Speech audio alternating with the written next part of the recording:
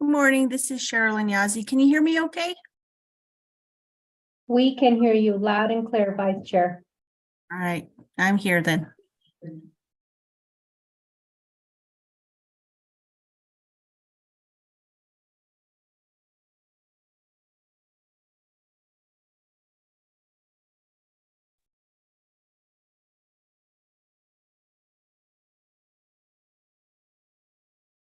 Morning, Madam Chair.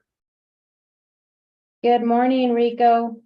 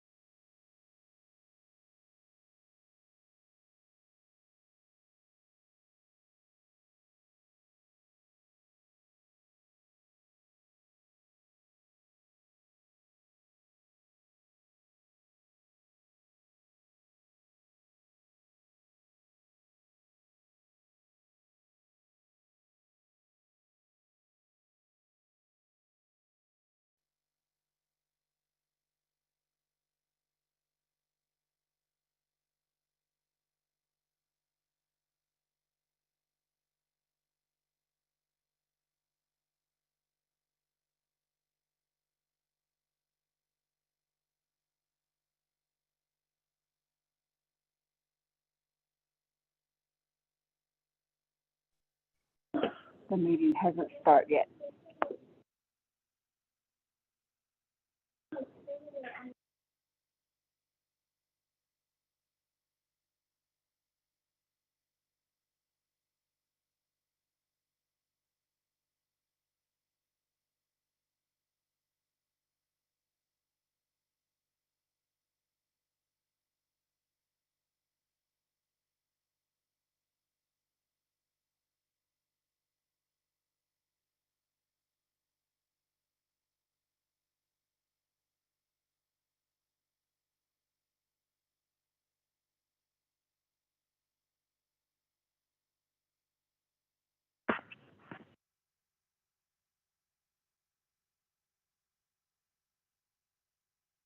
Do we have any members of the Law and Order Committee who have logged in or who have called in?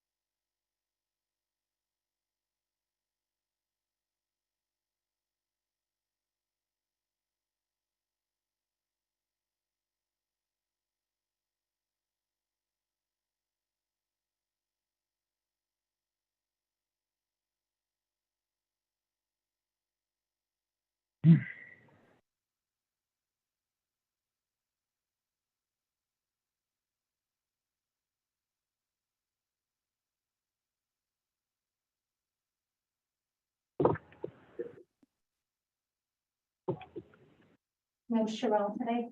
I think she's staying at the office.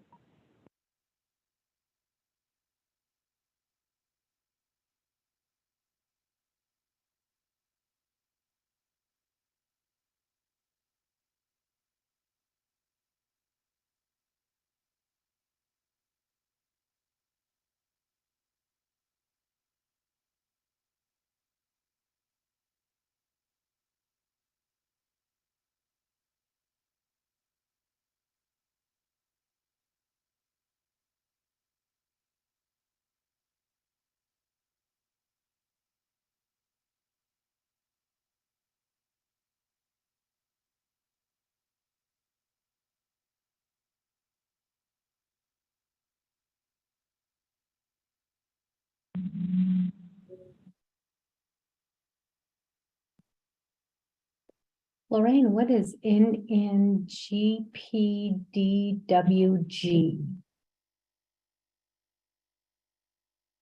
NNPD. No, NNGP. DWG.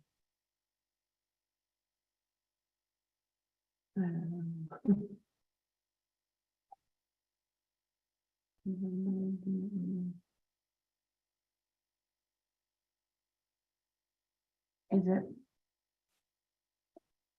Is a no person that living Yeah, it's somebody. Renee Begay.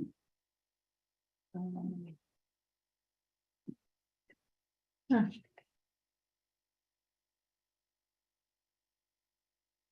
Okay.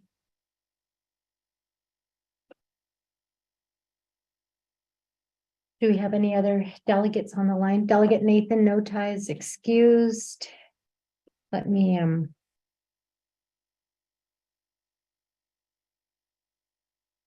Madam Chair, this is Daniel. I'm on the line. oh, perfect. Delegate Daniels, thank you for announcing, am I mute? No, we can hear you. Okay, perfect. Good morning, Delegate Daniels. Thank you for being on the line.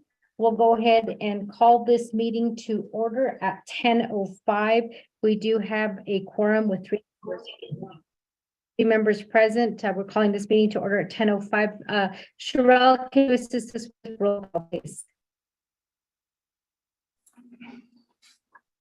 Good morning, LOC members and everyone listening in on the call. Roll call for Law and Order Committee, 25th Navajo Nation Council, Honorable Madam Chair Eugenia Charles Newton. I am present. Thank you, Honorable Madam Chair Eugenia Charles Newton is present. Honorable Vice Chair Sherilyn Yazzie. Good morning, I'm here.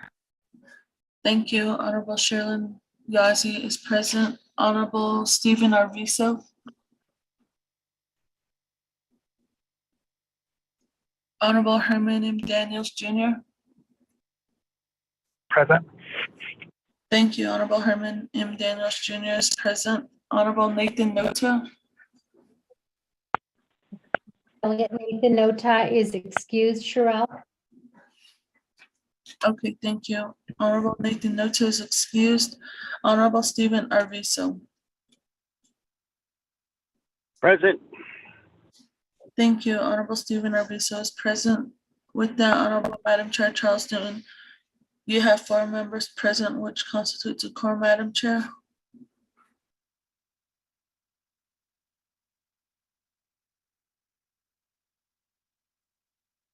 Sherelle, are you still there? Can you hear me, Madam Chair? Yes, I can hear you now. Okay, you have 4 members present, which constitutes a quorum, Madam Chair. Thank you so much, Sherelle. So with that, committee members, we do have a quorum. We will go ahead and proceed forward at this time with invocation. We'll go ahead and call upon Delegate Herman Daniels. Can you provide us invocation this morning?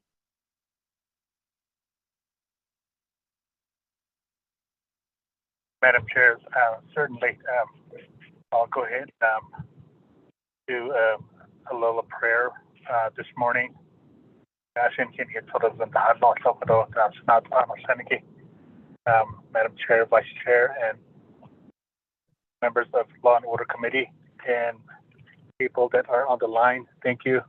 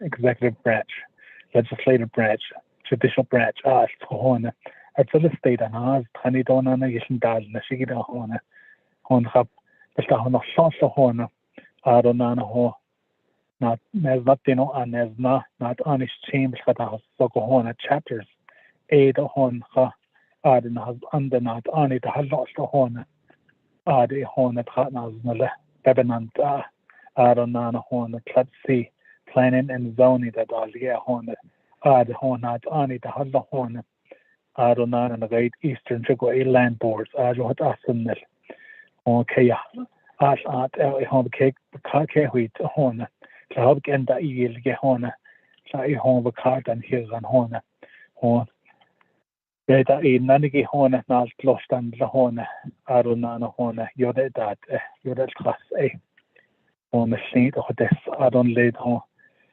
the gashi the bet the college in the hall no ho in the hall hon ajo hajo ba win so na sin dan tal te ho dat hona adona na hona khad sin the hot in hon between hona to dan hin na so hon tige den sin det bin na hona hada hotel yadan la hona zut ado betni clinical hona ke wit and la yat egi toyat egi hona behini na hun that de ni kan la hona hon zo no hada hodet ena sab kai hona hon el hona el adat hona el adat hona be hada hodet edan la to dan la thon da has get na the she so dai hon me ka hotel ya hon zo no go measure hon na sa de ni ka to le hon be arona na hon thai to holloni ke da hon arsenal te hi ki hon so that so at sin so ha job ba win arona na hon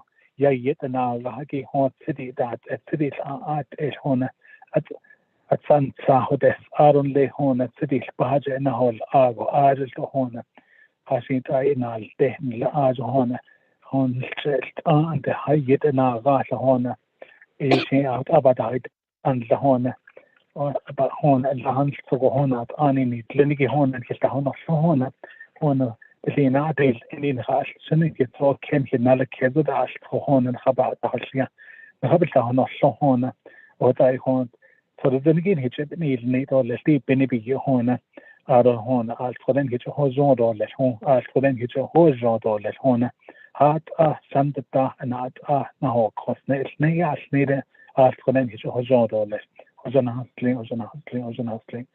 hustling. Thank you, Chair. Madam Chair.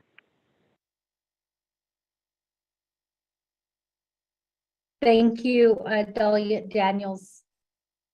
We appreciate the prayers that are being said on behalf of the Navajo people, on behalf of the Navajo Nation, and also the work that we do here at Council. So we appreciate that here at this time.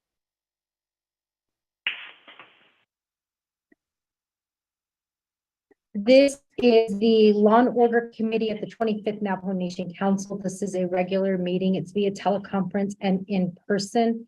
We called the meeting to order at 10:05 with 4 delegates present, 1 excused. Delegate Nathan Nota is currently representing the Law and Order Committee in Washington, D.C. at Police Week. So we appreciate him being there on our behalf. We're going to go ahead and now move forward to recognizing guests and visiting officials.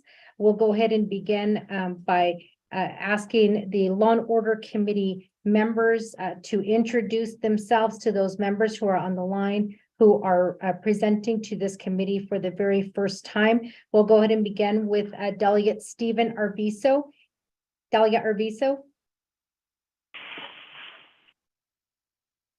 Madam Chair, yeah, Ado and the Ade, the Isonos Agi, the horse Netchi, Ado and my colleagues of the 25th Council and also the 25th Law and Order Committee. Ado, our staff, yeah, Stephen Arvizo, and yeah, since a card means no, but any buses chain. Kachi ni basis chin could the doesn't change and then slitters like guido. A yam beto that's the east side to go holy that's like I go. I had not for the is not I get ado I'll toss by then how did I didn't hit that she sat down the local had not for Madam Chair. Thank you, Delegate Arvizo, for the introduction. We'll go ahead and proceed forward to the next member of the Law and Order Committee, Delegate Herman Daniels. Good morning, Madam Chair, Yeah, kudo. Should head say kudo Herman Daniels Jr. ACC. Ado na instant ibet tani. Ado the sana itas is go ahead lini itas say. Ado nana haska hatlo itas nala. Awat ay kudo di binibi ke nikitini do that kudos na sunat ano senig do nana says ka hasti. Ado nana kudo panas nisige ya natus on or Zetho Shanto speaking. Adonana, I represent Western Agency on Law and Order Committee. Adonana, Madam Chair, thank you very much. Adonana, I'm en route to Winter Rock today for meetings. I call. I might get cut off. My call, some area of my call might drop. So $80 Madam Chair. Thank you. Yeah, thank you for the introduction and for letting us know about the possibility of your call being dropped. We'll go ahead and proceed forward to the next member on the Law and Order Committee, Vice Chair Sherilyn Yazzie. Ayat Ehbene to everybody that's on the line, to our staff and everybody that will be presenting today. She'e Sherilyn Yazzie and Sheadal Panagahnin Shle. Twotsohne Bashishchin, Twedichine, Dashachedo, Ashihan Dashanala in the communities that I represent for council delegate is Delcon, Tisto, Indian Wells, Greasewood, Whitecomb. And I look forward to hearing your reports and presentations. Thank you for the introduction. At this time, Vice Chair, again, for the record, we do have Delegate Nathan Nota, who is excused from today's meeting. Again, he is in Washington, D.C., representing Law and Order Committee at Police Week. I am the chairwoman for Law and Order Committee. My name is Eugenia Charles Newton. Dona and Shlenigi Abit Ahne Ashim Bashish Chain Ashe Shiche Tropashanala Atwote E Ade Nasha Ado E Adi Shia Hoa. So it's good to be here. I am currently in Winter Rock at the Law and Order Committee building, where I will be conducting today's meeting. We'll go ahead and proceed forward to other delegates who are currently on the line. Do we have any delegates who wish to announce themselves on the line for the record?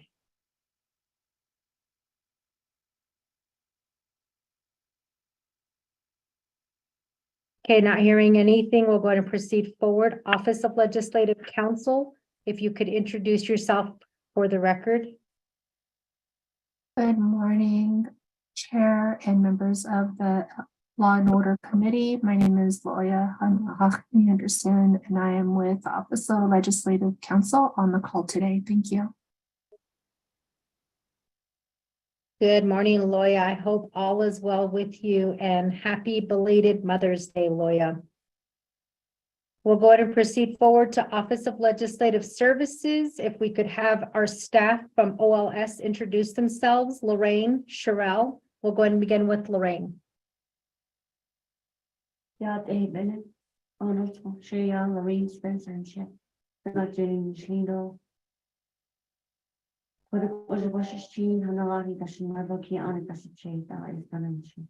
you. Thank you for that, Lorraine. Sherelle? Good morning, everyone. She'e Sheryl Nota Yanchia, Katna Zatni Nishlan, Tachini Bashishchin, Sinajane Dashachedo, Dustani Dashanole. I'm the legislative assistant for Law and Order Committee. Thank you. Thank you for that, Sherelle. So do we have any other members from Office of Legislative Services who is on the line who wish to announce themselves for the record?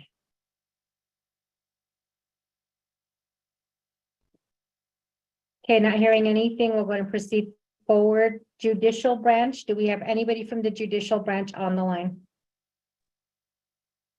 Good morning, Madam Chair and honorable members of the Law and Order Committee. This is Karen Francis, the Acting Administrative Director for Administrative Offices of the Courts.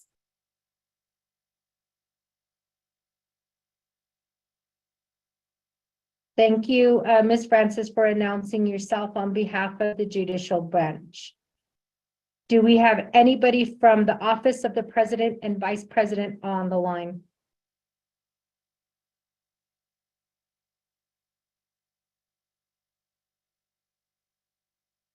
Not hearing anything. Do we have any executive directors on the line who wish to announce morning. themselves? Good morning. Can you hear me? Hello. Yes, yes, we can hear you. Good morning, Madam Chair. This is Vicki Shirley. I am representing the Office of the President and Vice President. I just want to say good morning and introduce myself, and also to the Law and Order Committee members. Yad Ehabenin Hidideshni, Shay Vicki Shirley and Shiado Adokia on in Shlomai Discussion Bashin Twachini Dashachedo Tohedlini Eya Dashanala. I just wanted to say hello, happy belated Mother's Day, and I am on the call as well. Thank you. Thank you for announcing yourself, Ms. Shirley, and happy belated Mother's Day to you as well. Do we have any executive directors on the line who wish to announce themselves for the record? Good morning, Madam Chair. This is Michael Anderson, the Executive Division Director for Public Safety. As well, good morning to the Law and Order Committee and members of the 25th Council online today, staff, and all those that are joining us today. Shay Michael Anderson, just for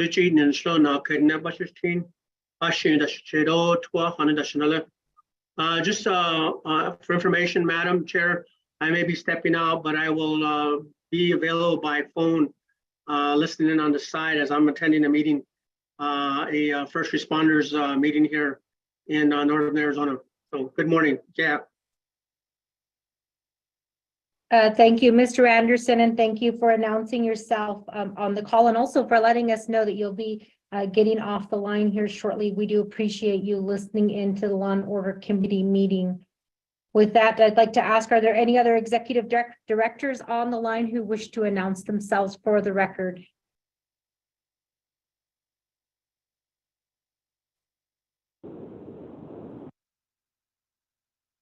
Okay, not hearing anything, we'll go ahead and proceed forward. Do we have anybody from the Speaker's office on the line?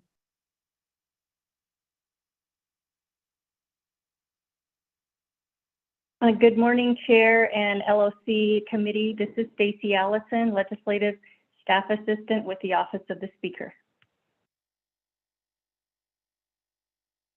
Good morning, Ms. Allison. Thank you for being on the call with us this morning. Do we have any chapter officials on the line?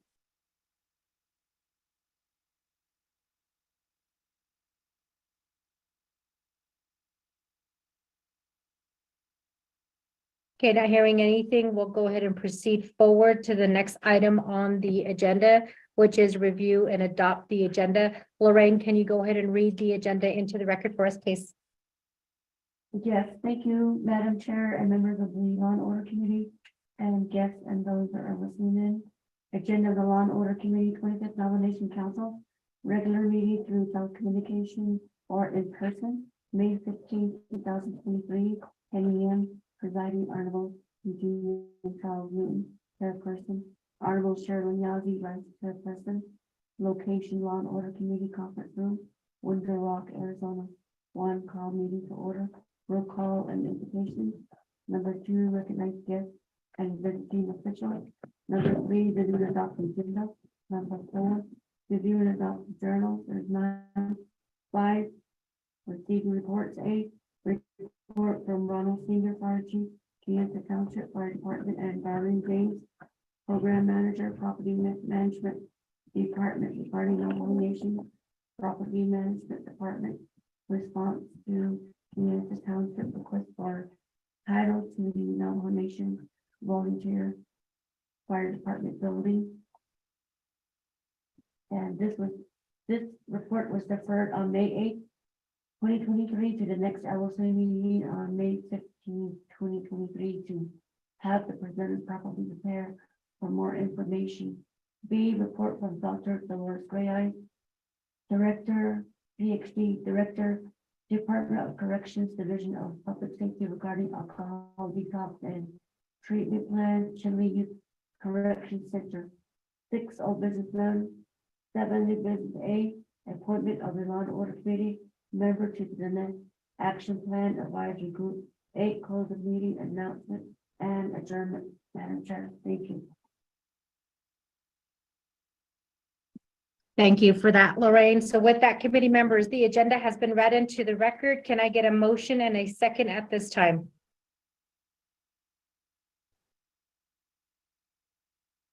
I make a motion to accept. This is Sherilyn. Thank you, Vice Chair. Motion has been Yep. made by Vice Chair Sherilyn Yazzie. Can I get a second? Arvizo, second. Delegate Stephen Arvizo seconds. So with that, committee members, the agenda has been read into the record. Are there any questions, any comments, or any amendments that need to be made to the agenda at this time?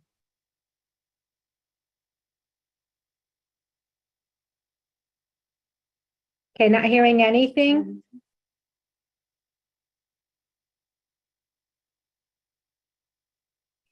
Committee members, I do need a committee member to make an amendment to the agenda to add on to item 7 as B.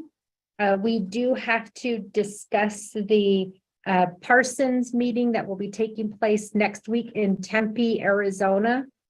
So if a committee member could ask to add that under new business, and it would just be a vote and discussion on the meeting with Parsons next week. These are I guess this meeting will be to discuss the facilities, the public safety facility buildings that are currently going through the process of planning and design, but to also give us an update on where we stand when it comes to the cost, so that we can start moving forward with this issue. So if we can get that added to item 7 under new business. Madam Chair, this is Delegate Daniels. I'll go ahead and make that amendment as stated by Madam Chair. Thank you. Motion made by Delegate Herman Daniels for amendment number 1 to add an item to 7 as B, which is discussion on the Parsons visit to Tempe next week. Can I get a second? I'll second that motion. This is Sherilyn. Thank you, Vice Chair. Second by Vice Chair Sherilyn Yazzie. The amendment was explained. The motion and the second has been made. Committee members, are there any questions or any comments or any further amendments that need to be added to amendment number 1 at this time?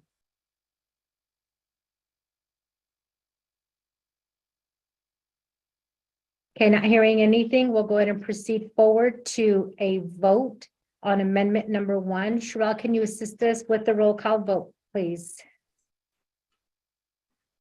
Honorable Stephen Arvizo, how do you vote?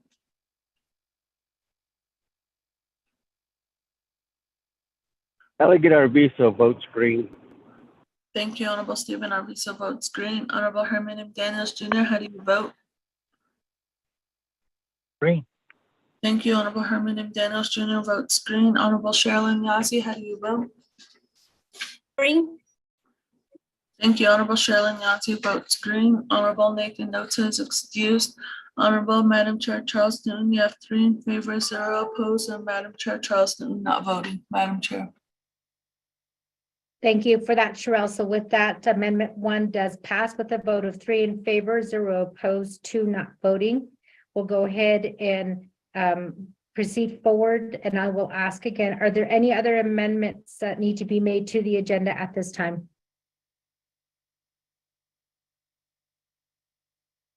Okay, not hearing anything. Lorraine, can you go ahead and read the amendment or the agenda back into the record with amendment number 1?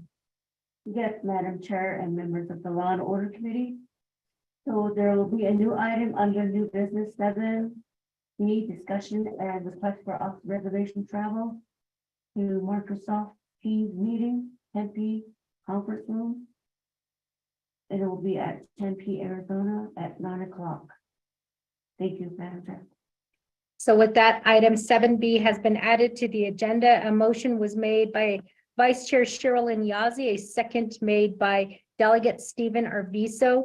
Committee members, there were no other comments or questions or amendments aside from the Amendment 1 that was already voted on. The agenda with Amendment 1 has been read into the record. So we'll go ahead and proceed forward to the roll call vote to accept the agenda with one amendment.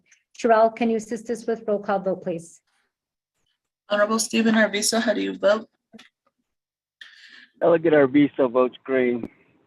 Thank you. Honorable Stephen Arvizo votes green. Honorable Herman M. Daniels Jr., how do you vote? Green.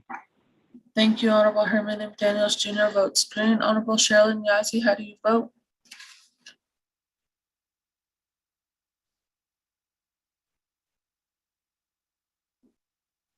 Honorable Sherilyn Yazzie, how do you vote? Green. Thank you. Honorable Sherilyn Yazzie votes green. Honorable Nathan Nota is excused. Honorable Madam Chair Charles Newton, you have 3 in favor, 0 opposed, and Madam Chair Charles Newton not voting. Madam Chair. Thank you for that, Sherelle. So with that, a vote of 3 in favor, 0 opposed, 2 not voting. We do have an agenda accepted by this committee that we will go ahead and use for today. We'll go ahead and proceed forward to item number 4, review and adopt the journals. There is none. Item number 5, we are at receiving a report. We do have on the agenda a report from Ronald Singer, Fire Chief, Kayenta Township Fire Department, and Darlene James, Program Manager, Property Management Department, regarding Navajo Nation Property Management Department's response to Kayenta Township's request for title to the Navajo Nation Volunteer Fire Department building. This report was deferred to today, May 8th, 2023. I'm sorry. This report was deferred on May 8th, 2023 to the next Law and Order Committee meeting, which is today, May 15th, 2023, to have the presenters properly prepare for more information that was requested at the May 8th, 2023 Law and Order Committee meeting. This report was not tabled, so it doesn't require us to motion and second to remove off the table. I believe that we just proceed forward with the report. I would like to ask at this time, do we have the presenters present? Mr. Ronald Singer, Fire Chief, Kayenta Township, are you on the line? Yes, I am here. I'm also here along with the Township Manager, Olivia Jones, for any other questions. Thank you, Mr. Singer, and thank you for announcing that Ms. Jones is on the line with you. Do we have Darlene James, Property Manager with Property Management Department for the Navajo Nation Property Management Department on the line?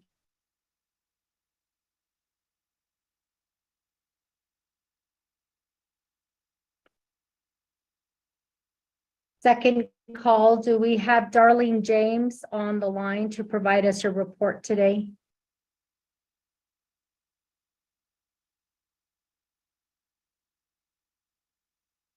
If you are on the line, Ms. James, and you're listening in, *6 unmutes your phone.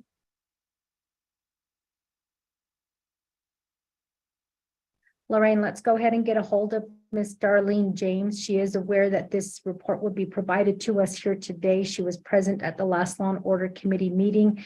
So let's go ahead and let's get her on the line. I'd hate for Mr. Singer to present his information and then we not have Navajo Nation on the line.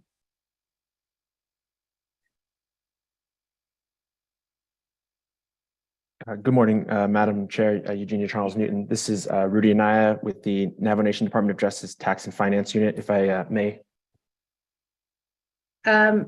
Yes, Mr. Anaya. Yes, I work. Regarding I work with Darlene James of the Property Management Department, and I spoke with her this morning. She should be in attendance. She may be having some issues with her internet, but she's planning to attend, and I'm planning to present with her or on behalf of her if she is unable to attend.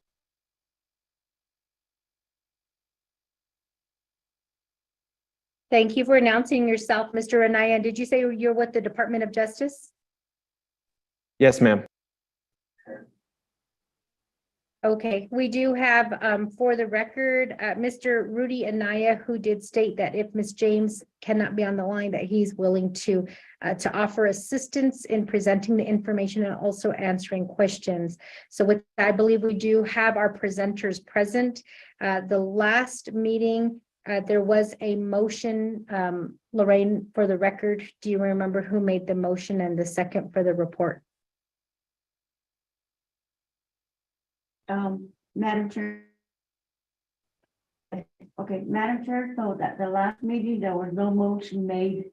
It was just deferred to today's meeting, Madam Chair. Thank you. There was no motion or a second to hear the report?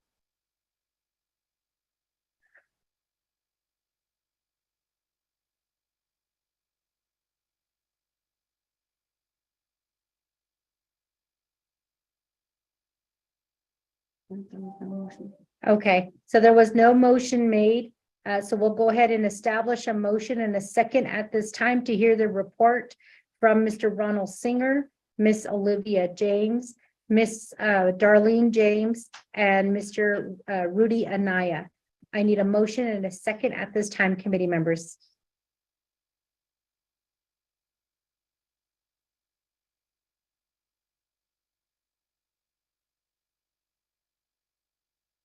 Motion, Delegate Daniels. Motion made by Delegate Herman Daniels. Can I get a second? I'll second it. This is Sherilyn. Second by Vice Chair Sherilyn Yazzie.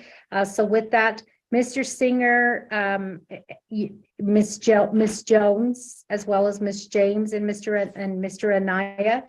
Just a reminder, you will have 20 minutes on the clock to present your information to the Law and Order Committee. I do understand that there was a presentation given at the May 8th, 2023 Law and Order Committee meeting. However, there was, I don't believe that we had everyone present during that time. So I'm going to ask you to represent your information to the Law and Order Committee.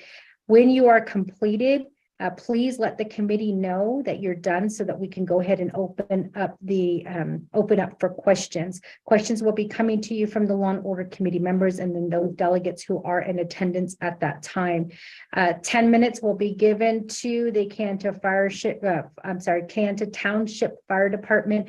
10 minutes will be given to Navajo Nation Property Management Department, as well as Department of Justice, Rudy Anaya. So that totals 20 minutes. If you need additional time, when the report is completed and we tell you that time is up, you can request additional time. If there are no objections from any of the Law and Order Committee members, we can proceed forward to give you the additional time that is needed. During this time, I'd like to remind everyone to make sure that their phone is muted or that their computers are also set on mute as well. If you could make sure, look at your phone, make sure it's on mute. Any disruption that's caused from a phone that's not muted is a disruption on behalf of the Navajo Nation, on behalf of the Navajo people and the work that is being completed and conducted by the Law and Order Committee.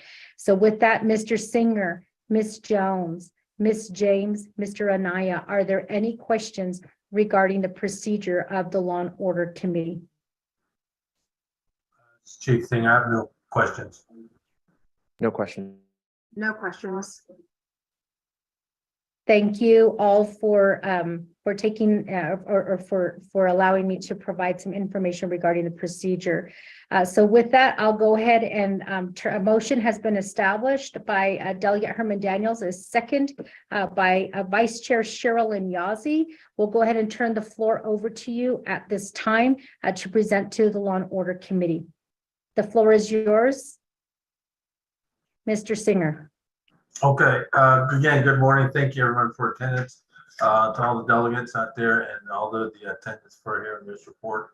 My name is Ronald Singer, current fire chief with the Kayenta Township Fire Department. I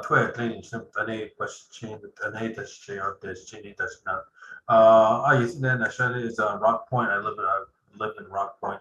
Also lived here in Kayenta. My family, my father's side lived here in the Kayenta area.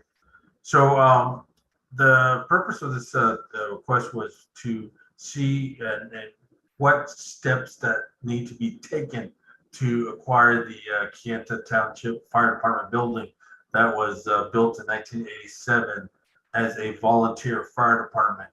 So that was built here by the Navajo Nation back in '87, and the building number was 2895. And to my understanding, it was still under the Navajo Nation.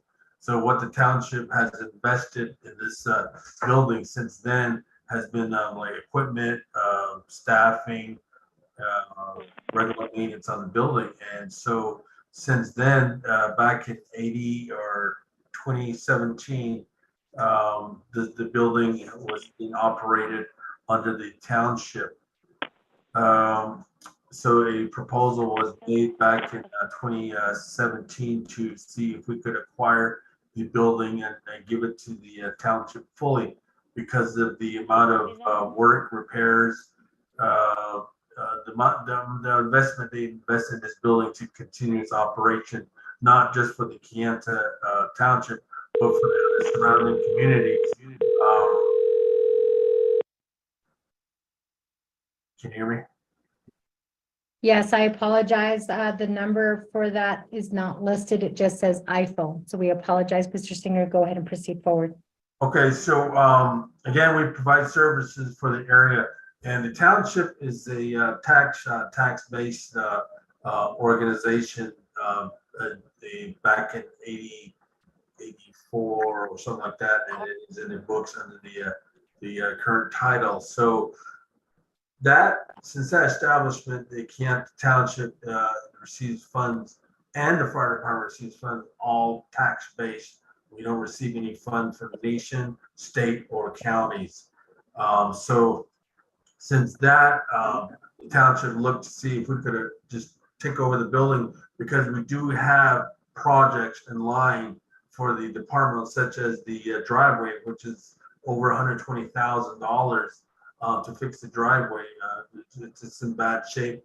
We have other projects such as the roof, the buildings, and other maintenance, which the township has so far since its existence provided these services. So to my understanding, we haven't received any services from the Navajo Nation Facility Maintenance on any repairs to this date. So being that, the township looked at it to say, hey, let's take over the building so we can complete these other major projects to continue its operation for the communities. Not only do we respond, but we also provide services such as fire safety, and soon we're going to start providing CPR first aid courses for the community. So it just seems to be held up on this acquisition of the building, which we've been trying to do. And again, a proposal was sent in 2017, and I don't know where that legislation, or if there was one that was created, or if Nate Brown sponsored it at the time, I don't know. But that was in 2017, and another one was generated recently this year, and that was sent also.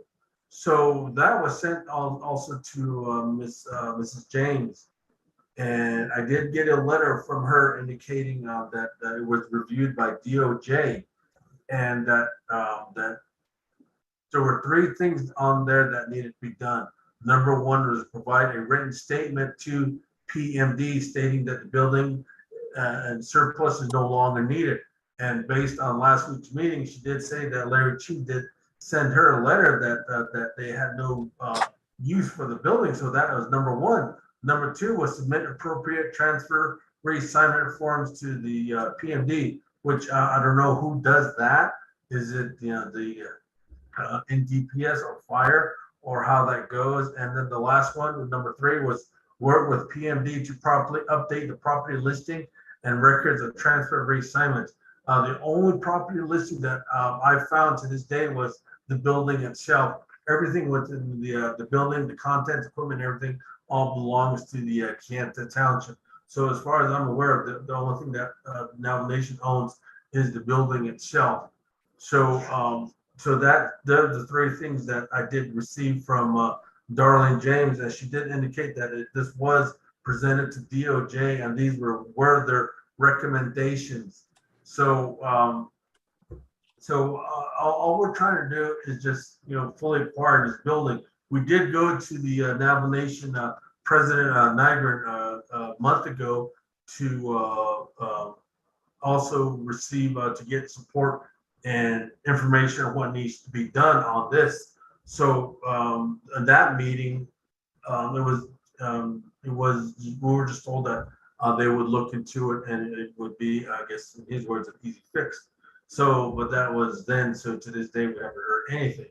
And all we're trying to do is just to hurry up and proceed so we can do these major projects that are needed to continue our operations. And again, the Kayenta Township Fire Department, again, I did email the document statistics, I believe it's to Lorraine, of where and how far the Kayenta Township goes. I mean, we do go way as far as Navajo Mountain. We do actually respond to Tisda's Bus, Red Mesa, we go way into Monument Valley North.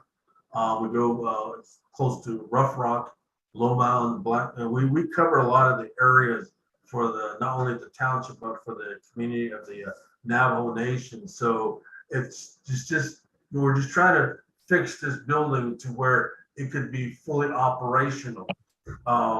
So that's all we're asking, and we did make these proposals and submissions, and the last one, I guess, was from Darlene James. So I believe we did do one when she did say that she did get a letter from Fire Chief Larry Cheese saying that they didn't have a use for this department and that they didn't have any documents there that said that it was under them or anything like that, and that they're giving it back to Navajo Nation property management to relinquish it to whoever. So we did do that, but the number two, I don't know who does the forms, what forms need to be submitted, and number three, again, the building is the only thing that belongs to the Navajo Nation. Other than that, all the contents, equipment, everything is under the Kayenta Township. So again, I'm just asking the Law and Order Committee to see for support and see what else we can do for our services, continuation of our services. That's what I have right now. I don't know if Olivia Jones wants to present anything. I'll leave that up to her. All right, now are we on time 24-7, left for him? Yeah, or for the 20 minutes? the 10 minutes. Okay, Mr. Singer, you have 1 minute and 47 seconds for your portion of the presentation. Okay, but if there are any questions regarding, I guess I remember the last time people, members wanted to know what the Kayenta Township was all about, what we do, how we started. I believe Miss Olivia Jones would answer that if committee members have any questions, like exactly what the township was. And I believe DOJ also asked that in the last meeting. They wanted to know what the township was all about, how it was organized, and how it became about. So I think if there are any questions related to that, Olivia Jones can answer that. And that's all I have. Thank you. Honorable Noon.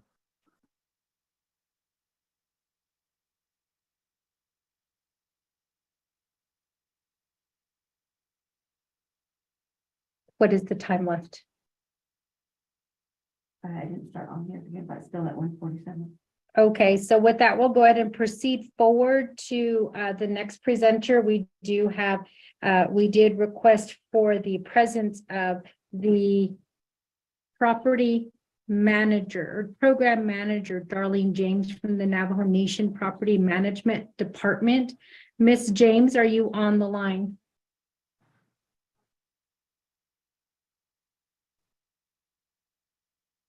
I don't see her on the screen. Miss James, Darlene James. Okay, since she's not on the line, we'll go ahead and turn the floor over to Mr. Rudy Anaya with Department of Justice. Mr. Anaya, the floor is yours. You do have 10 minutes on the clock to present your information. Okay, thank you, Honorable Madam Chair Eugenia Charles Newton and members of the Law and Order Committee. My name is Rudy. I'm an attorney with the Navajo Nation Department of Justice Tax and Finance Unit. And I was asked two questions. The first question, can the property management department authorize the transfer of title to the building, the fire department building, asset number 2895, from the Navajo Nation to the township? And under the property control statutes, only the Navajo Nation can approve the transfer of title to the building to the township. But before that can happen, there are a few steps, as Mr. Singer mentioned. The first step, which has already been completed, is a written statement from the responsible individual. In this case, that's Department of Public Safety, who was assigned the building number 2895. And so the first step is written statement that the building is no longer needed. That's sent to PMD. The next step is PMD receives and acknowledges responsibility for the building. And that happens in three ways. One, there's a set of forms that need to be submitted, and Darlene can send Mr. Singer those forms by email today. The second part is updating the financial management information system. And the third part is the internal property listing for property management department. The third step is reassignment or disposal. So to make sure that the assets of the Navajo Nation are being fully utilized to their potential, we need to make sure that there are no other divisions, departments in need of the building. Once it's determined that there is no other Navajo Nation division or department that needs the building can then be labeled or classified as excess. And excess property can be disposed of in several ways. So this would be the final step, is disposal by direct sale, auction, donation, salvage, sealed bid, or gift. And in this step, the property management department works with the manager of the property management department works with the controller, gets controller's signature for approval. It goes to council. Council then may use its directive authority to specifically authorize either a direct sale or gift of the building to the township. And then the details of if it's a sale, the details of the sale with regard to pricing methods, that's subject to the approval of the controller. And so those are the steps. Those would be the steps to transfer title of the building 2895 from the Navajo Nation to the township.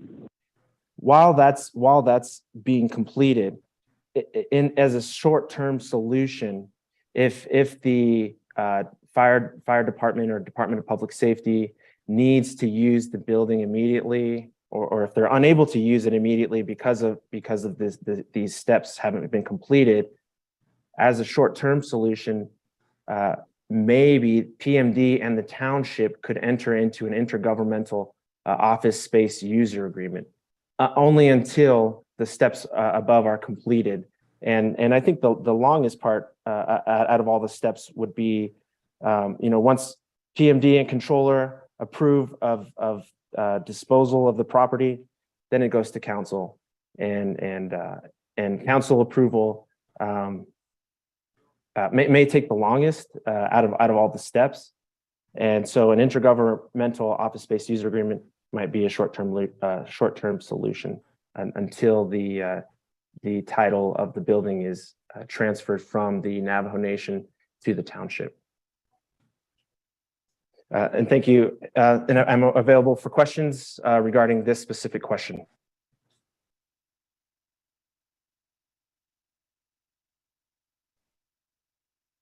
So with that, Mr. Anaya and also Mr. Singer, does that conclude your presentation to the Law and Order Committee at this time? Yes. Hello, just in case, can you guys hear me? I'm sorry, who is this? This is Darlene James. We had some technical problems and we kept switching phones around. So I'm just testing to see if you could hear me. We can hear you loud and clear, Ms. James. Is there anything you would like to add to the presentation that has been provided to the Law and Order Committee at this time? No, I don't. Anaya covered most of the things, so thank you. Thank you very much, Mr. Anaya. Again, Mr. Singer, I'm going to assume that that there's nothing else that you'd like to add to the presentation at this time, since I didn't hear. I believe I did hear from Mr. Anaya saying that he was completed. Mr. Singer? Yes, I'm done with my presentation. Thank you. Thank you for the presentation at this time. Again, a motion was established by Delegate Herman Daniels, a second by Vice Chair Sherilyn Yazzie. Committee members, are there any questions or any comments at this time regarding this presentation for the Kayenta Fire Department?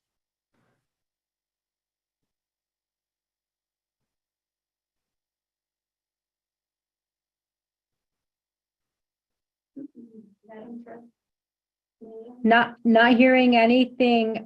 What I would like to remind the Department of Justice and Office of Legislative Counsel, LOIA, when we had our May 8th, 2023 Law and Order Committee meeting, the question that was posed that required some digging into or some research is, what is a township and how does that differ from a chapter? The response that I believe that we received was that the Kayenta Township is a pet project of Herb Yazzie. There's only one on the Navajo Nation, and it technically does have a little bit more independence than chapters, and it was set up for economic development. However, I believe that Ms. Dana Bobroff at the time did get onto the call to say that she would need a little bit more time to provide us information.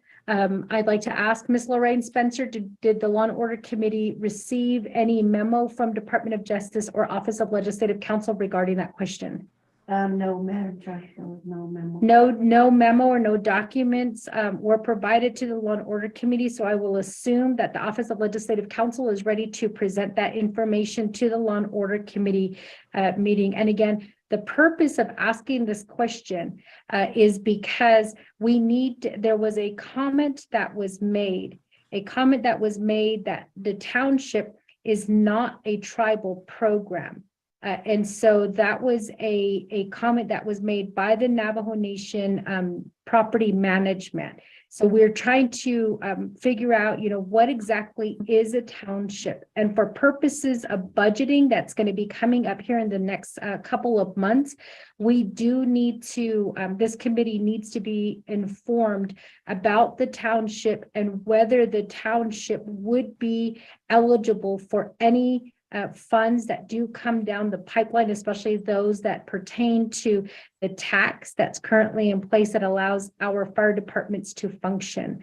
So with that, Ms. Loya Henderson, I'm going to go ahead and turn the floor over to you at this time to answer that question regarding the township and how they differ from the chapters. Loya? So much, Madam Chair and members of the Law and Order Committee. I hope you can hear me okay. We can hear you fine, Maria. Great, thank you.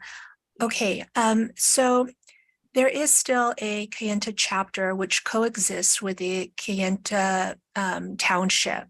The Kayenta Township was actually codified in code and it can be found at Title II Navajo Nation Code 4081 through 4082. It was originally reviewed in resolution CN 86-85, and that is what Chief Legislative Counsel was referring to, as this was a project that was looked upon in hopes of creating a municipality type structure within the Navajo Nation government that would administer its own policies for and create decentralization of the Navajo Nation government. In other words, a township that would be able to elect its own governing body, establish its own government systems and policies within the land that they establish as the Kayenta Township. And through the governing body, which is the Kayenta Township Commission, they do establish this local government system of policies. They do have a land withdrawal, and currently what is different, and I think the most difference between the township and chapters is that they do have the power to tax. And so they receive most of their funding, is what I'm understanding, through their taxation. And this is not a function of chapters as they run now. And so again, they do coexist with the Kayenta chapter to work together in order to serve their common constituencies or community. And the other, I think, in what I'm hearing with the presentation today, the difference between the chapters, they would, with the public safety buildings, is that would be run under Navajo Nation. And within the Kayenta Township, what they are trying to do is basically run their own government and own buildings within their township.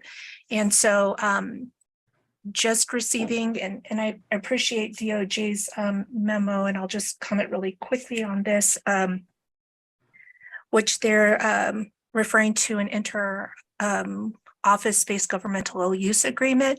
I believe that the township is able to use the building and has been using the building, but since they are the ones that are administering all the updates and equipments and using their funding to keep the building up to date and being able to function, that they would like to just take ownership, since they already are taking over all of the updates to the building.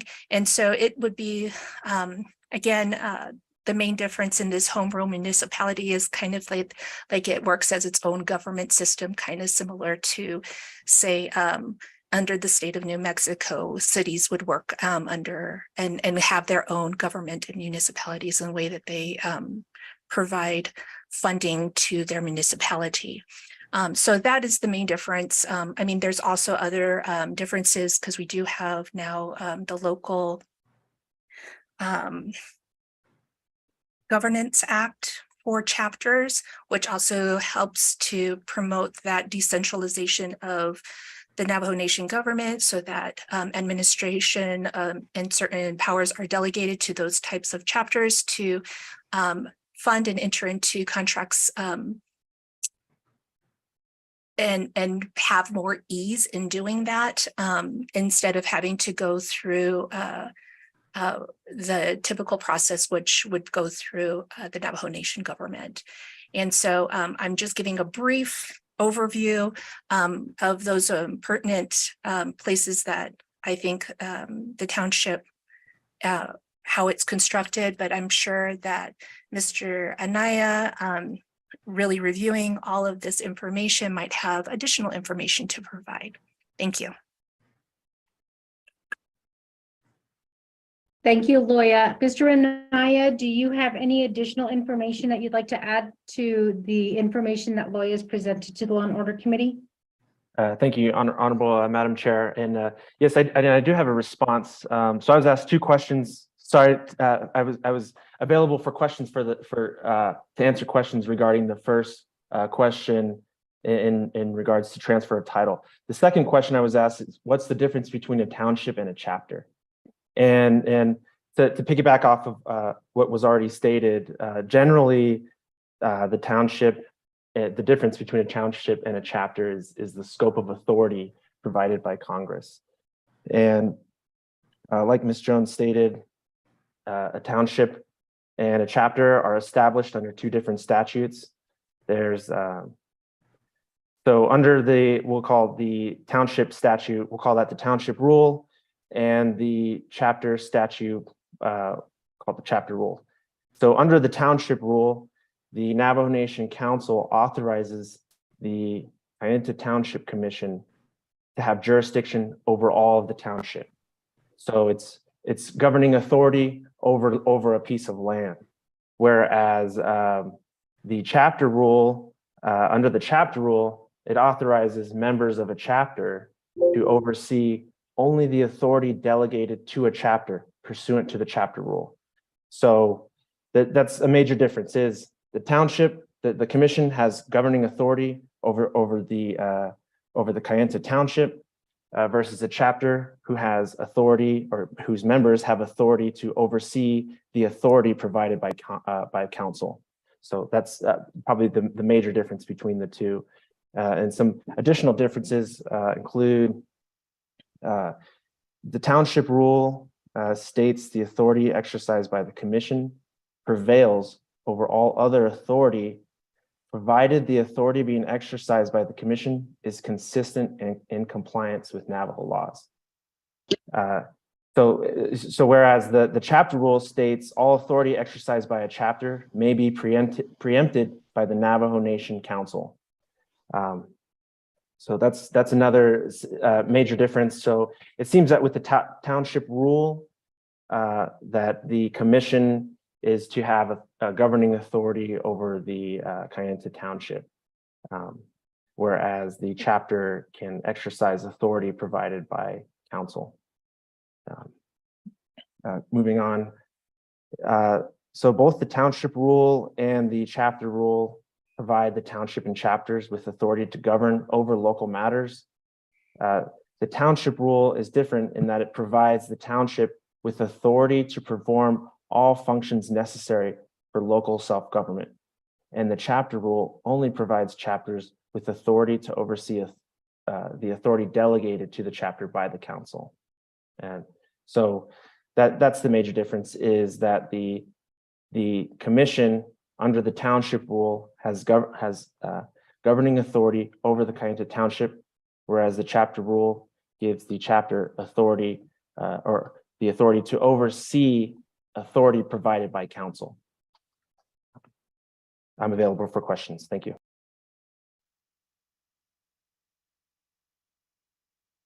Thank you, Mr. Anaya. I think just for clarification, it would be great if we had this in writing, just kind of a comparison, not only about the authority, but also in terms of, I guess what I'm thinking about is budget.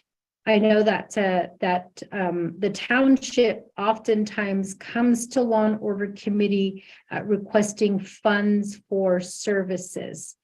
In what I guess based on the information that you provided to us here today, if the township is given the authority to tax, should the township be coming to council requesting funds and assistance? I think that question was asked many times during the 24th Navajo Nation Council, because if you got a township and then you have a chapter, and they're both coming to the Navajo Nation Council asking for money, it's like Kayenta gets double what other chapters would be receiving. So help me in terms of, help me in terms of the budget process, the budget that we're going to be discussing here within the next couple of weeks. How does the township and the chapter, how does it work when it comes to the budget? Again, since the law gives the township the authority to tax, and we're, the question right now is for the township to acquire the fire department, is the township going to be coming to Law and Order Committee asking for money to fund the positions of those at the fire department, to fund the services of the fire department, to fund, I know that they recently got some new fire trucks. but help us in terms of the funding portion of it. The other question that I have is I've noticed that a couple of times that you are talking, you have mentioned the transfer of title. And it was just, I was just informed by Division of Public Safety that the Navajo Nation building does not issue titles, just building numbers. So who issues the titles, and where is that process, or what is that process, and what is the current law or policy regarding titles? Because if it's going to be a transfer of title, what we need to know as lawmakers is, who is going to be, we know the township is asking for control of this building. But what we need to know is township going to be coming to the Law and Order Committee, to the 25th Navajo Nation Council, requesting funds? And if those funds are given, who do we give it to? Do we give it to the township, or do we give it to the chapter? Or do we give it to the fire department for the Navajo Nation, Mr. Larry Chi, and then have him, I guess, be in charge of the way that the funding should be coming down to Kayenta? So I think we need some clarification on that, because again, during the 24th Navajo Nation Council, township did come before LOC requesting funds. And that was a question that we kept asking is, okay, if there's a township, if there's a chapter, who do we give the money to, or do we give it to the Navajo Nation Fire Department? So if you guys can help me clarify that, I think that will help in terms of this building. Is it just the building that's going to be relayed to the township? And what are the responsibilities going to, the township, what are they going to take on in terms of the responsibility? I think we need that information given to us today. So I'm going to go ahead and turn the floor over to the presenters, because again, that question came up at the May 8th, 2023 Law and Order Committee meeting, and it hasn't been touched upon. So if we can get a little bit more information about that. Thank you. Hi, good morning. This is Olivia Jones. I am the Kayenta Town Manager. I just have a few inputs with regard to your question. Thank you again. Like I said, my name is Olivia Jones. So the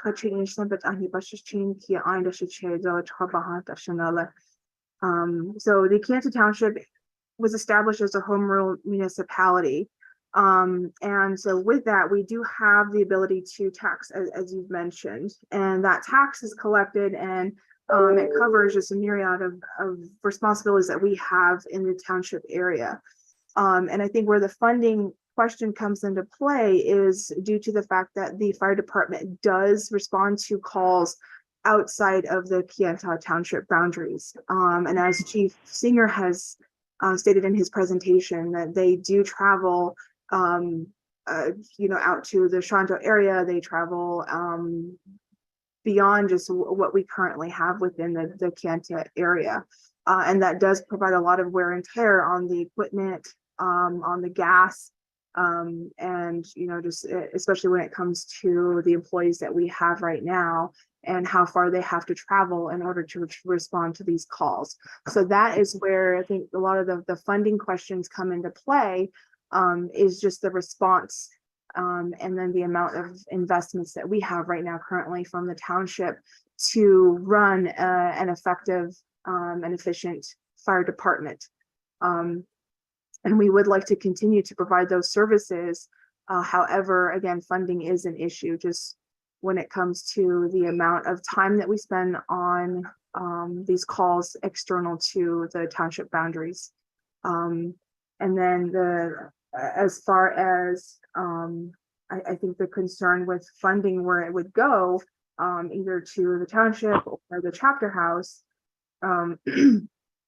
the fire department does fall under the fiscal responsibility of the township. So a lot of our funding that comes in through the local sales taxes does get allocated to run the fire department. So I think just with, just to make things easier, a lot of that funding would come to the township in order to support the fire department and being able to execute any kind of funding that would come down. So that is, as far as, you know, the services that is provided external to the township. And that's where a lot of the funding is being requested, is to help support that and to keep that going. And that's all I have for my input.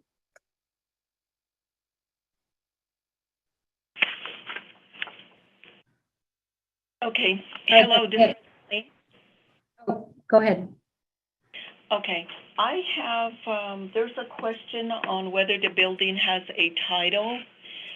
We don't have the titles on the building. It's an asset number that is given under the Navajo Nation, and that's what we have, is just the asset number. So we don't have any titles to the building. I think that was one of the questions that was asked. Back to you, Madam.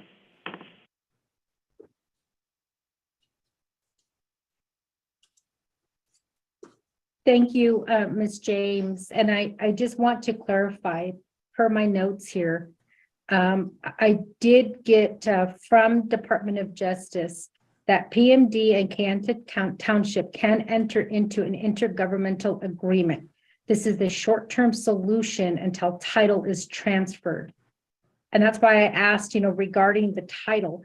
It's very important, Department of Justice, that, you know, I guess you be very careful with the words that you're sharing with us when you say that there's going to be a title transfer. I'm going to assume that the Navajo Nation has title and that transfer is going to occur.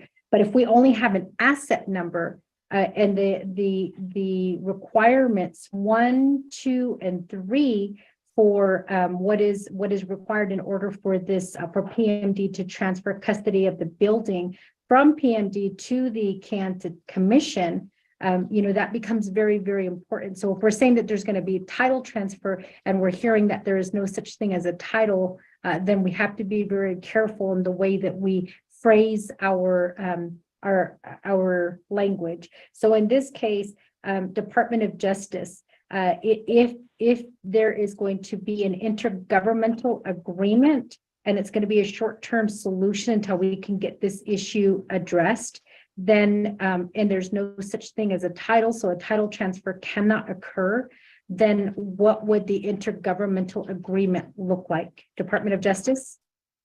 Sure, thank you, Madam Chair.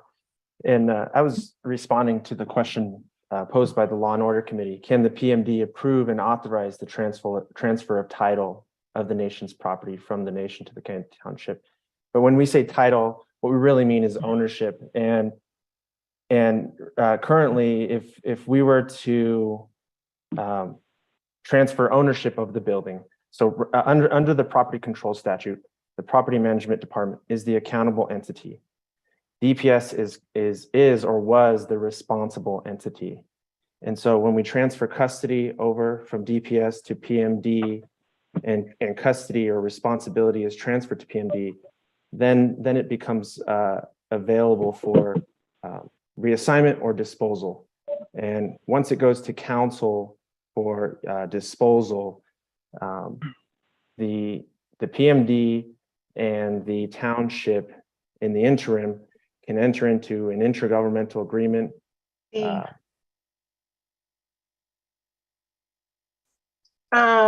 you have a question? Miranda, did you call my Navajo NSN? Miss Gina Roanhorse, we had to mute you. Again, please make sure that your phone is on mute. Make sure that your computer is on mute. Anytime your phone calls or your conversations interrupt the discussion that we're having, you're interrupting work that is being done on behalf of the Law and Order Committee, on behalf of the Navajo Nation, and on behalf of the Navajo people. So please make sure that your phone is on mute.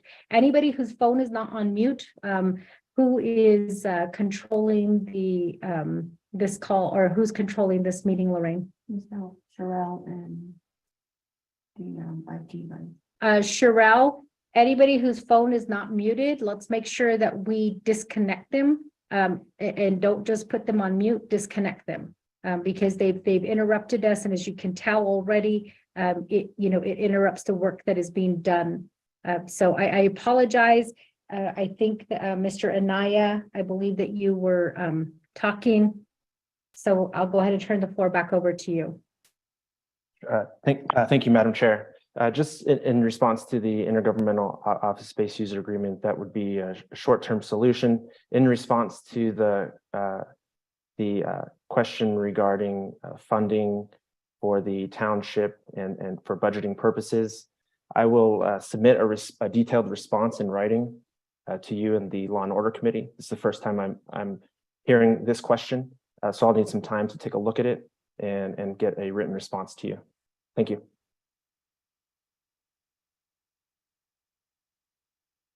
Thank you, Ms. James, for clarifying that Navajo Nation doesn't have title, but an asset number. I do want to ask, I know, and I want to go back, there was a question at the last May 8th, 2023 Law and Order Committee meeting.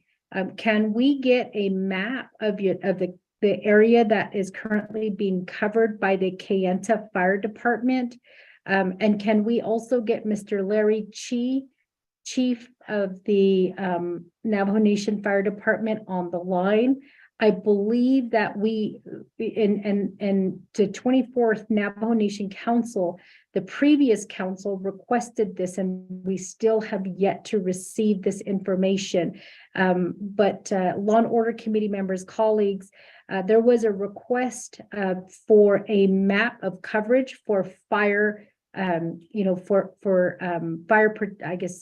fire safety. We do have a map for the judicial branch.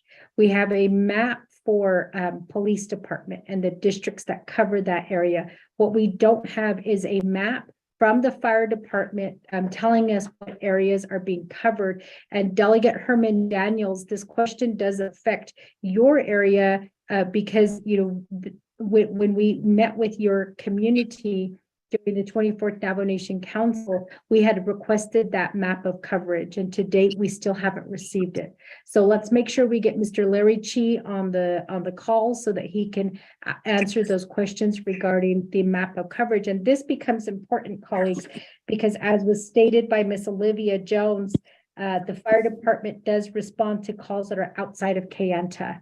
And we need to get an idea of what Kayenta Fire Department is covering, the communities, as well as the nearby fire departments that are located in and around Kayenta. We need to find out what is happening with, or not what is happening, but we need to know what the coverage is. So thank you for that. I just want to clarify because that was a request that was made in the last meeting. Committee members, are there any other questions or comments at this time regarding the report?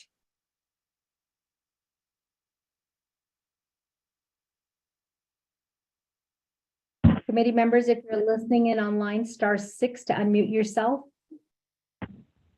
Madam Chair, this is Delegate Daniels. Delegate Daniels, the floor is yours.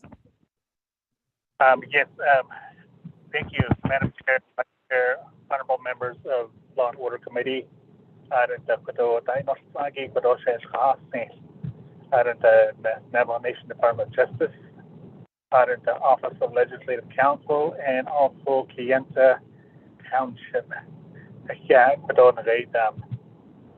This morning, thank you for this dialogue between entities, Navajo Nation and Kayenta Township. Yes, I would like to see the coverage of the Kayenta Township, Kayenta Township Fire Department. What areas they cover, which community they serve, and all that. And not there was an incident that happened, several incidents that happened in Monument Valley, and as you know, Shanat Seneki, Madam Chair, you're aware of this. The previous Law and Order Committee, the 24th Law and Order Committee, an incident that happened at Monument Valley on the Arizona side. As you know, there's a fire station at Monument Valley that's on the Utah side, and that fire station is maintained and operated by San Juan County, Utah. The funding comes from San Juan County out on volunteer fire departments, out of volunteers. They're under San Juan County. They're covered by San Juan County. One thing that they can't do is that they can't go on into Arizona. That's where the incident happened a couple of years ago. There was a trailer that caught on fire. It burned to the ground. So that trailer gets for the car. So from the Utah side, the Monument Valley Fire Station, there's nothing that they can't do because they can't go into Arizona because of liability. So their coverage, I would like to see how far township goes.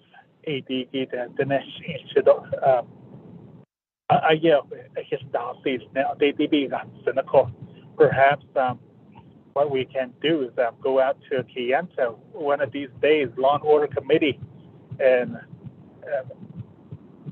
sit down with Kayenta Township, and maybe at the same time, Senegi Law and Order Committee, and we can tour the public safety building. So at that time, I don't know, we can visit the Kayenta court. So that the needs each other. So perhaps we'll set a date to go out there tour the facilities and meet with Kayenta Township. So it is Madam Chair, thank you very much. Thank you for that, Delegate Daniels. Committee members, there has been a request at this time by Delegate Herman Daniels to hold a Law and Order Committee meeting in Kayenta. I know that we do have some upcoming meetings. Lorraine, can we go ahead and add that to the agenda as a discussion topic so that we can go out to meet with the Kayenta Township or the Kayenta Fire Department to have this meeting, and then we can discuss who should all be present during that time so that we can talk about the coverage area and then most importantly start preparing for budget. Because if I guess what I need to know from the township is if the Law and Order Committee supports the transfer of this asset from the Navajo Nation to Kayenta Township, is the Kayenta Township going to be requesting funds from the Navajo Nation for services that are being provided by the Kayenta Township? That's number one. Number two is we're going to need to know from the Department of Justice whether this is something that we can do. Because if this statement made by DOJ,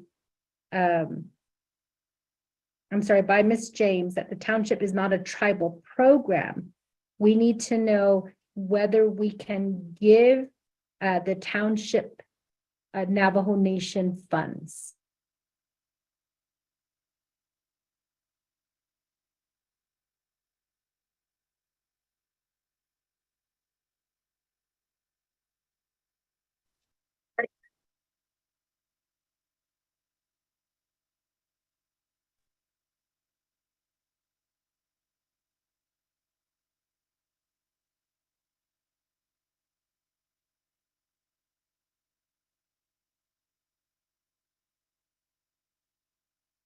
Hello, this is Cheryl, and I think the Zoom has frozen. Is anybody else hearing anymore? This is Chief Singer. I don't hear anything anymore. Yeah, they just went, it's frozen. Hello, this is Delegate Daniels. I'm not hearing anything. This is Mike Anderson. I can still hear you.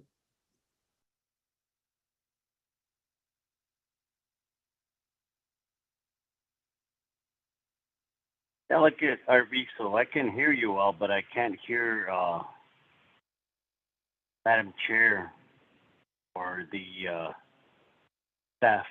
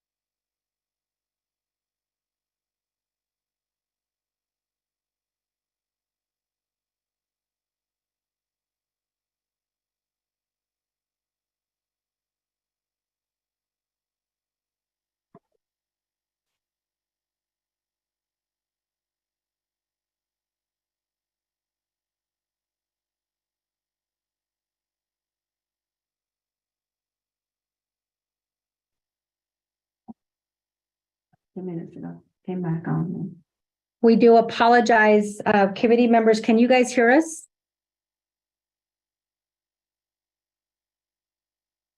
Yes, Madam Chair, I can hear you. Okay, okay. So I think the Zoom meeting might have kind of glitched a little bit, but I believe we are back on. So Department of Justice, I don't know if you heard me, but the transfer of title language was actually picked up by a letter that was dated March 29th, 2023, signed by Darlene James. And it is on the official Nigrin administration letterhead that was sent to Mr. Ronald Singer with the Kayenta Township Commission. And on that letter, it does talk about a transfer of title. So that, may have to be corrected to say, a transfer of asset.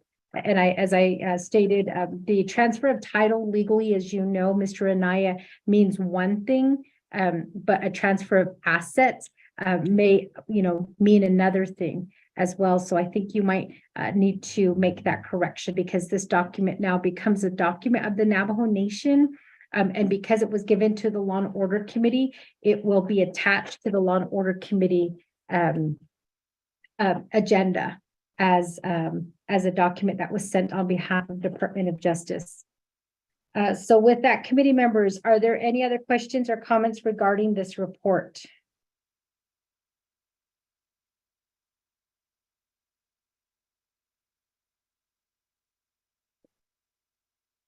Okay, not hearing anything.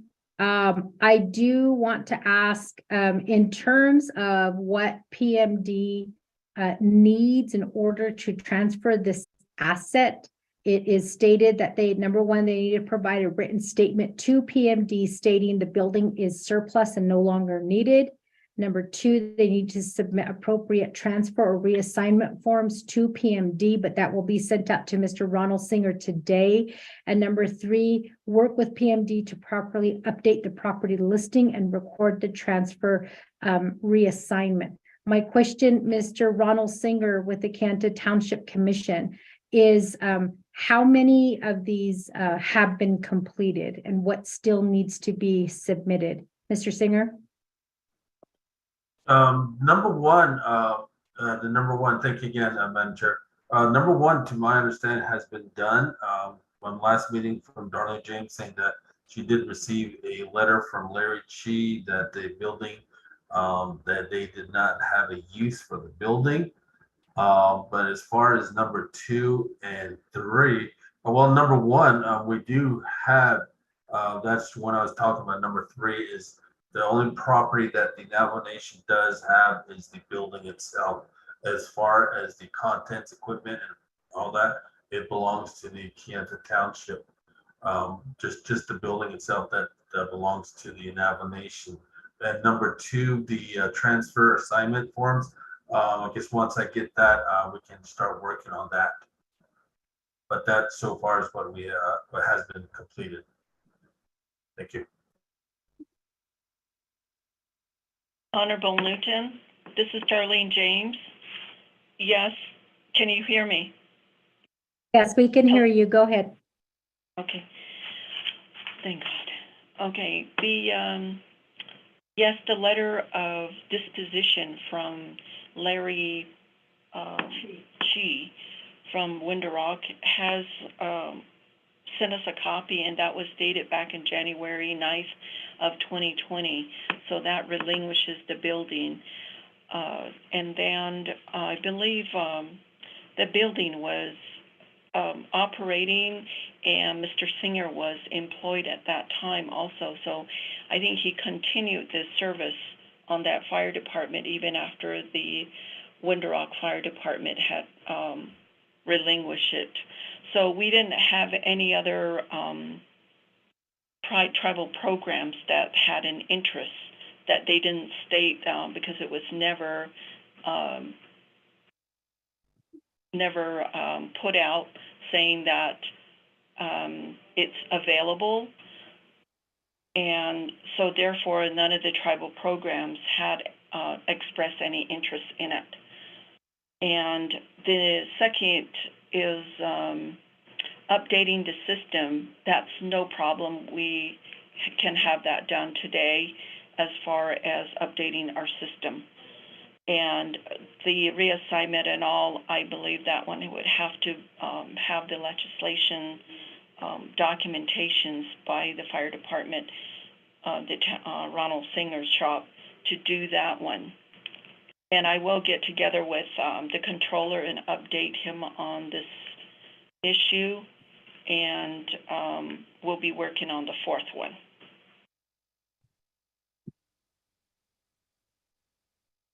And that extends my answer to that one.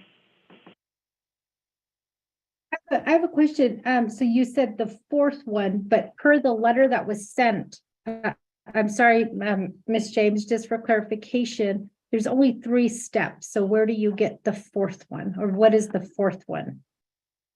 Okay, I'm referring to the letter that was issued from Mr.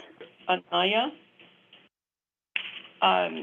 Actually, that's sent to, it was CC to all of the members of Law and Order. And that was dated May 15, 2023. And that has the A, B, C, and D. So I was referring to the D. Madam Chair, this is Rudy Nyan with DOJ. If I'm Hold on, Mr. Anaya and Ms. James. I think there's a little bit more confusion in that I'm looking at Lorraine right now when she said that we never got the letter that was dated May 15th, 2023. The only letter that we do have is a letter that's dated March 29th, 2023. So can you either send us the May 15th, 2023 letter that you're talking about, or do you want to correct that to the March 29th, 2023? Because the March 29th, 2023 letter only has 3 steps, and it's not A, B, C, and D. It's actually 1, 2, 3. Okay, this is Darlene again. I'd like to ask Rudy if he would like to send that memo to the members again. Did you get it from Mr. Anaya from DOJ? no, Madam Chair, if I may. Oh, go ahead, Mr. Anaya, go ahead. Yeah, this is Rudy Naya. I sent it to Darlene, but I can also send it to the Law and Order Committee. I wanted to review, present it, and then send it to you, but I can send it now. But I wanted to circle back to the term title. The Property Management Department policies refers to, in terms of disposal. For disposal procedures, title to the property is a correct term to use for disposal. Because the disposal, the property number, the asset number will be removed from the Navajo Nation property listing. So it's correct to refer to ownership of the property using the term title. And then in regards to the memo dated May 15th, 2023, I will send that to the, would it be appropriate to send it to Loya Henderson? Or who from Law and Order Committee do I send it to? Thank you for asking that question, Mr. Anaya. You can send it to Lorraine Spencer. And she can distribute out to the Law and Order Committee members, including Loya Henderson. I'll send that right away. Thank you. Thank you, Mr. Anaya. So with that, committee members, are there any other questions or comments at this time regarding this report? Madam Chair, if I may ask a question. We do have a question. We do have with us here in the Law and Order Committee building, Dr. Dolores Gray Eyes. She does have a question, but before I recognize her, I'd like to ask committee members, are there any other questions or comments at this time?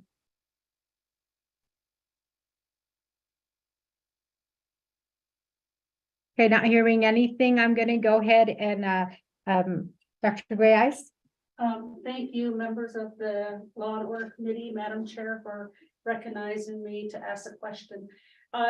It's been my experience that anytime there's excess property to be disposed of, it requires a Navajo Nation Council resolution to dispose of tribal buildings. This includes demolition, and I believe it is true for the reassignment as well. So that's my question, Mr. Anaya. Thank you. Mr. Anaya, did you get the question? Thank you, Madam Chair. This is Rudy. Was the question, is Navajo Nation Council approval required to transfer either ownership or title of the building from the Navajo Nation to the Kayenta Township? Is that the question? Yes. In response to your question, yes, Navajo Nation Council approval is required. Thank you. Thank you for that, Mr. Anaya. So with that, committee members, again, this is a report that's been provided to us, and the purpose of this report is to give us background information, because we know that a legislation will be will be coming out as a result of what is being shared here today. I think that that there's still a lot of questions that we do need answered, especially since some of this will actually fall into budget. Do we have Mr. Larry Chi on the line? We don't have Larry Chi, the fire chief, on the line. I believe that Mr. Anderson did mention that there is a first responders meeting this morning, which he had to get off and attend. So committee members, with your agreement on this, I think what we can do is we can schedule a leadership meeting in Kayenta at the Kayenta Fire Department to talk a little bit more about the building, the transfer of this asset from the Navajo Nation to the Kayenta Township. We also have to get a little bit more information on whether the Navajo Nation Council can approve transferring funds or increasing the budget for Kayenta Township, in light of the statement that a township is not a tribal program. And then also Department of Justice, making it clear that the township, is different from the chapter.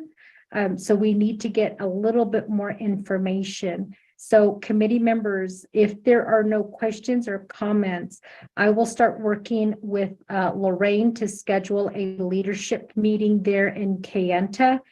so that we can have a little bit more discussion about this, this transfer. And then also call upon the chief of the fire department, Mr. Larry Chi, to provide us information about the spending of the funds that the Navajo Nation Fire Department is receiving. I believe the last update that we got was they had around 8 million. Is that correct, Lorraine? Was it around 8 million?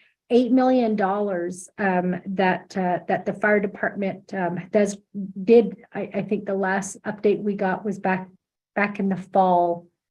So we can get an update on that funding as well, and ask Mr. Larry Chi whether some of those funds can be available to the Kayenta Township in the event that the Navajo Nation Council does support the transfer of this asset to the Kayenta Township. We also need from Mr. Larry Chi and the Kayenta Township the coverage map. We need to know, which communities are being covered with the services that will be provided by the Kayenta Township if they do acquire this asset, the Kayenta Fire Department, as well as the service areas that are being covered by the Navajo Nation Fire Department from Mr. Larry Chi's department. So again, committee members, I'm going to ask, are there any other questions or comments?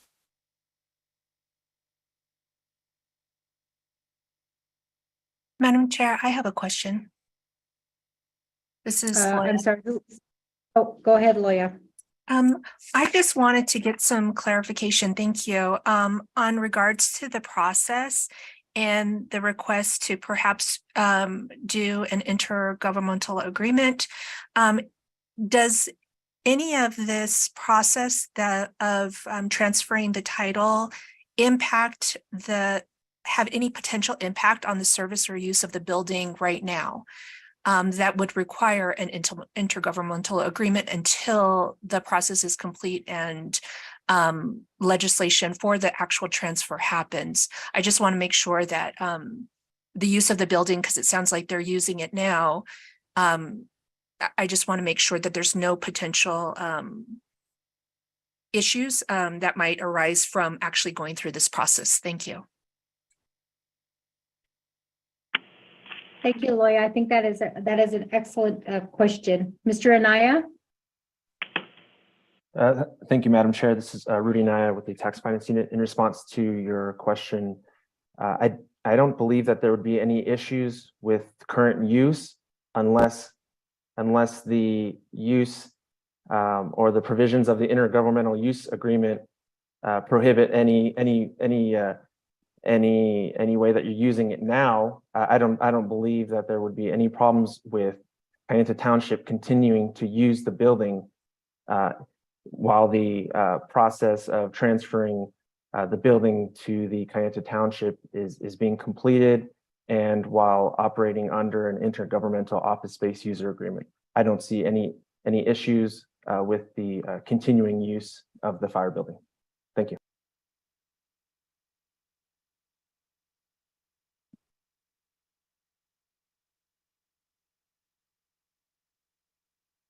Okay, thank you very much, Mr. Anaya. And just for everybody's information, we did receive the confidential letter sent by Mr. Rudy Anaya. Again, colleagues, this is an attorney-client privileged confidential document. So we can't reference it, nor can we share with others. So just know that I believe it was sent out to the Law and Order Committee members via email by Ms. Lorraine Spencer. So make sure that you check your email for that for that document. So with that, committee members, are there any other questions or comments at this time?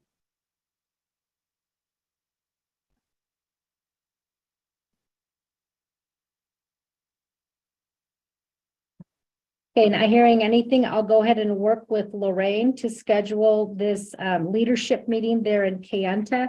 Kayenta Township, we will be in communication because I think that we probably should have this meeting at the fire department. So that will give us the opportunity to to tour the building there in Kayenta to get an idea of what, what you guys are talking about. And then I know that there was conversations about building, I guess, a little bit bigger, so we can have that conversation during that time as well when we have that leadership meeting. We will be inviting Department of Justice to this meeting, as well as the Law and Order Committee, other delegates who, who this will affect, as well as the Fire Chief, Larry Chi. We also need in attendance Division Director Michael Anderson. I think risk management should be. We also will need risk management present. And the property management department.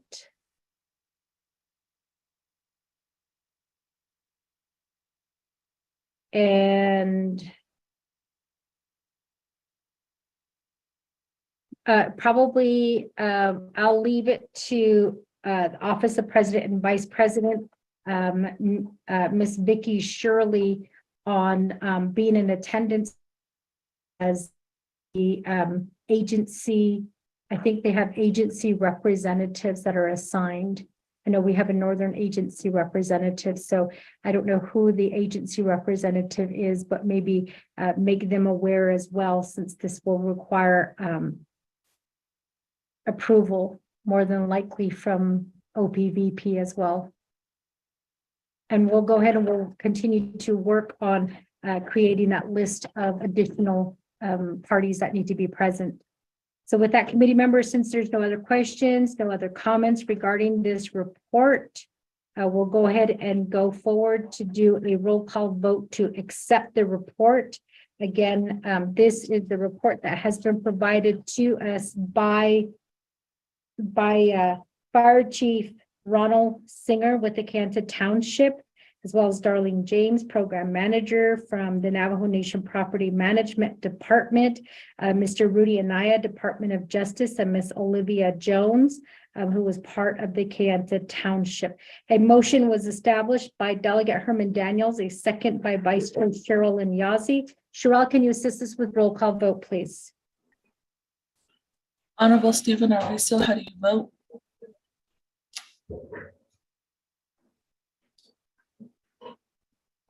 Honorable Herman M. Daniels Jr., how do you vote? 3%. Green, Delegate Arvizo. Thank you, Honorable Stephen Arvizo votes green. Honorable Herman Daniels Jr., how do you vote? Honorable Sherilyn Yazzie, how do you vote? Green. Thank you, Honorable Sherilyn Yazzie votes green. Honorable Herman Daniels Jr., how do you vote?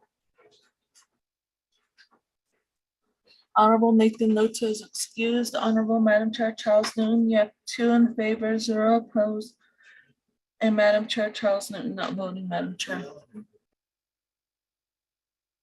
Thank you for that, Cheryl. With a vote of 2 in favor, 0 opposed, 3 not voting, the report provided to us here today is hereby accepted. Mr. Singer, Ms. Jones, Mr. Anaya, and Ms. James, you are excused from the Law and Order Committee. We thank you for your time today, and we look forward to the leadership meeting that we will be working with you all, and hopefully get that leadership meeting going within the next month or so before budget. So with that, committee members, we'll go ahead and proceed. We'll proceed forward to the next item on the agenda, which is item 5B, a report from Dr. Dolores Gray Eyes, Director with Department of Corrections, under the Division of Public Safety, regarding the alcohol and detox and treatment plans regarding the Chinle Youth Correction Center. And committee members, a report was sent to us by Lorraine Spencer. I believe it was this morning. And it is a report that was sent to the Law and Order Committee by Dr. Gray Eyes with the date of April 21st, 2023. The subject of this report is alcohol detox and treatment plans. So with that, we're going to go ahead and I'm going to call for a motion and a second to hear this report.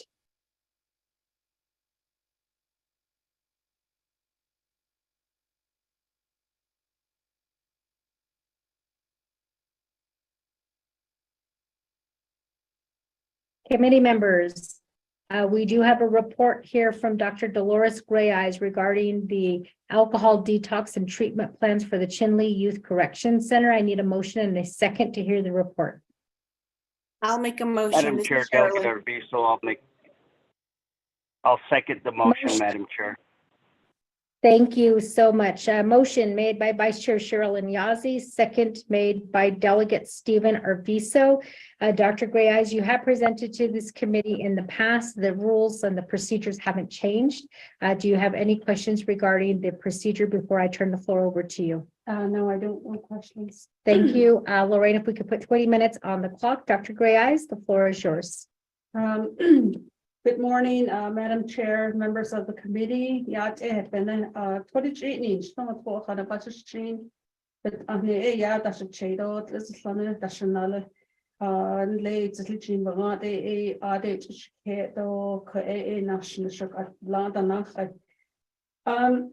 report that I was requested to make is on the alcohol detox and treatment plans, and I did send a report out twice. Once back at the end of April, and then again last night to everyone to just to make sure that since the report was today that you all had my report. Again, good morning, Delegate Daniels. Thank you for the wonderful prayer that you provided for us this morning as we move forward and doing the work that we were tasked to do. So back in mid 2019, there was a joint meeting between the Law and Order Committee and the Health, Education, and Human Services Committee, wherein a request was made to access the Chinle Youth Corrections Facility as a possible location to develop an alcohol detox treatment as a detox and treatment facility. This was made because of the high numbers of individuals coming into the detention and corrections facility with alcohol as either primary or secondary to the charge for individuals being arrested. And there are many repeated offenders coming through the Criminal Justice Center who are in need of alcohol intervention for detox and treatment. And at the time, myself and Dr. Michelle Branzer, the healthcare administrator with DBMHS,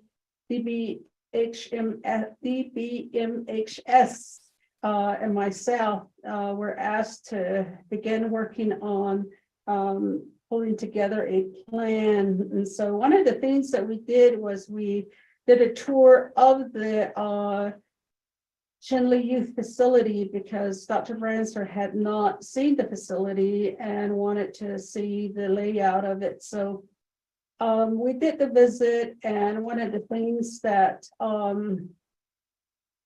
we determined right at the onset was that the building needed to be renovated in order for this facility to be converted from a lockdown detention facility to a alcohol detox treatment facility. And we didn't continue to work on this as a potential location for the following reasons. In early March, the tribal government was closed due to the COVID pandemic. And then secondly, during the pandemic, the BIA facility maintenance apparently had done a tour of the facility to assess and to determine why it was not being used as a youth detention facility. And at the time of their visit, the police training academy was using the gym area for physical training. And at the time, we were also trying to renovate the youth facility after we had been using it as an adult detention facility following the closure of the Chinle detention facility in July 2009. And The Chinle Youth Facility, which we are discussing, is a contract that the Department of Correction under the Public Law 93638 as a juvenile corrections and detention facility. So some of the things that I've determined that needs to occur in order to convert this facility to a detox or treatment is that the first is that we need to request to have this facility converted to a detox treatment facility. This is something that will have to be approved by the BIA. And one of the things that the facility maintenance manager in Chinle was very specific with us on was that the intent of the building when it was built in the mid 1996 was for it to be a correctional facility, and that the funds come from DC, and that's the funds that local government leaders, when they lobbied for this, was to use it as a detention and a youth juvenile correction facility. So that was his primary concern. And so the second thing that's obviously we need to do is cancel the 638 contract in providing youth detention services if the intent is to convert this to a detox treatment facility. The second thing that needs to occur is an assessment needs to be made to determine the costs to redesign and renovate the facility to convert it to an alcohol treatment facility. And then the fourth is to obtain funds to do the renovation. And then 5 would be to renovate the facility to convert it to a detox treatment facility. Navajo DOC understands the need for an alcohol detox intervention services due to the high numbers of individuals who come into the criminal justice system under public intoxication or as a public intoxication as a secondary charge to whatever they're being charged with.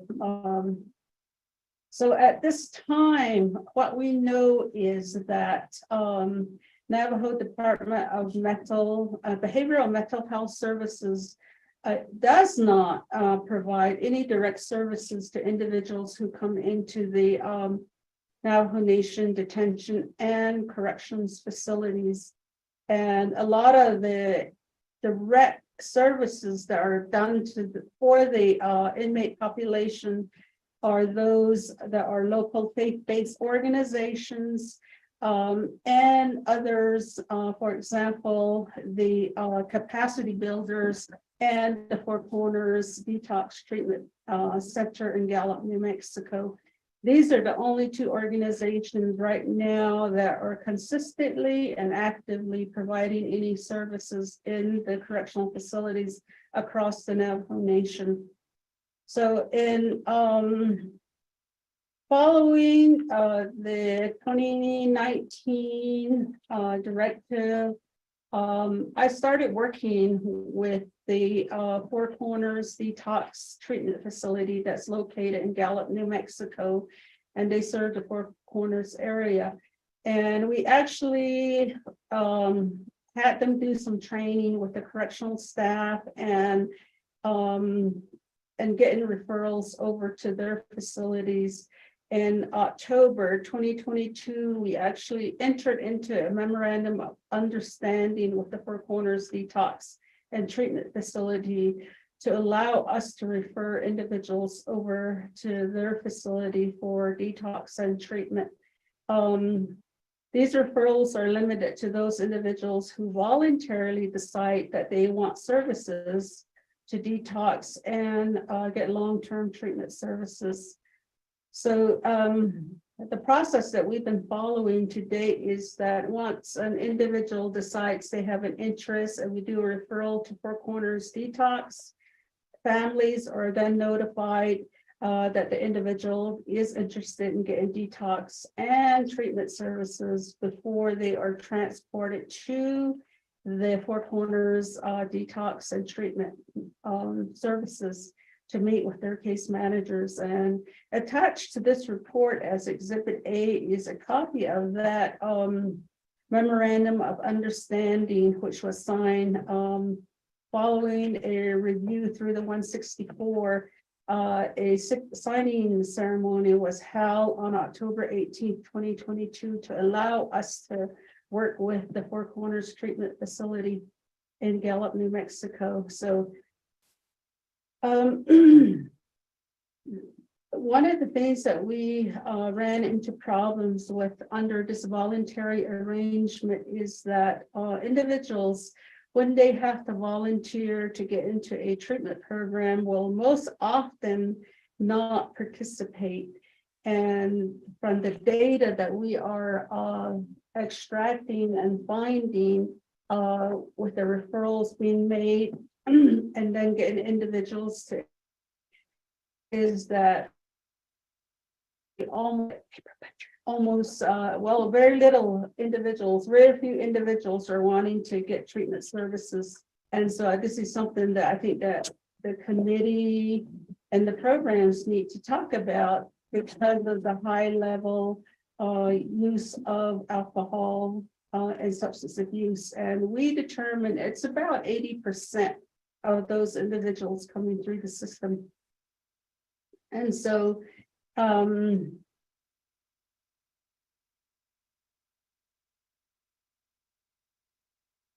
the other partnership that we have developed is with the Capacity Builders, who is also coming into the facility and doing a lot of one-on-one services as well as group services with the inmate population. And I've also attached an agreement that we have entered into with Capacity Builders to do a number of services. And through this, we're also individuals are becoming interested in getting services to go into detox or long-term treatment for their substance abuse issues. So those are the two partnerships that we have in trying to address some of the issues within our facilities. So again, we just have to go back to the problems that we run into when individuals are given and are voluntarily stating whether they want to go into treatment services or not. So the other thing that I don't have in this report is that about a year ago, I started working on a reentry program, particularly to be focused in the Tuba City Adult Corrections Facility.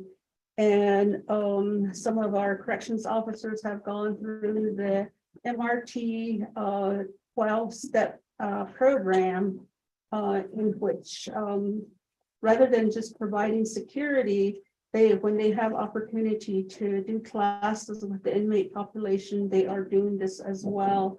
And so far, we've had about 15 individuals that went through this program. The first class consisted of 9 individuals, and then thereafter it was 6 more additional individuals who went through. Eventually, what we want to be able to do is formalize this program and get everyone through the program. I did send a letter over to the judicial branch, letting them know that these are new programs that we are instituting in the corrections facility, and ask their support to acknowledge that these are services that are being provided within the facility. So at this point, that's my report. I wish that I could have had more positive numbers to provide you, but I think that, we are only able to offer services, and if individuals voluntarily do not want to participate, then that becomes a problem. Now, individuals who are court ordered to serve time in the correctional facilities, they wholeheartedly participate because they know there's a court order. They also know that they can provide that to the court as far as completing the reentry program or participating in a detox and treatment plan with Four Corners.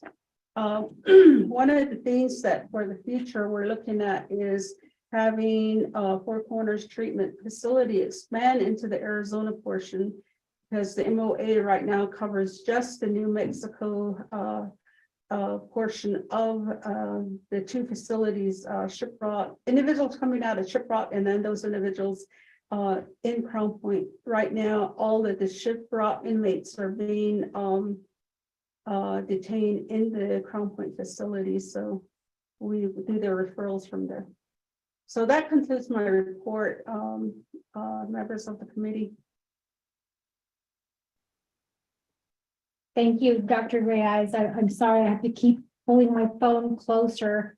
I'm actually on airing this meeting on Facebook, as was stated by the speaker, that every committee, the chairs get to decide. I think for transparency purposes, we are, we should be sharing this information on Facebook, especially since we're talking about very important issues, fire safety and fire protection. And then also now, this treatment facility, alcohol detox and treatment facility. So I bring my phone closer. I didn't put it on you, Dr. Reyes, because I didn't ask your permission. So it's still all on me.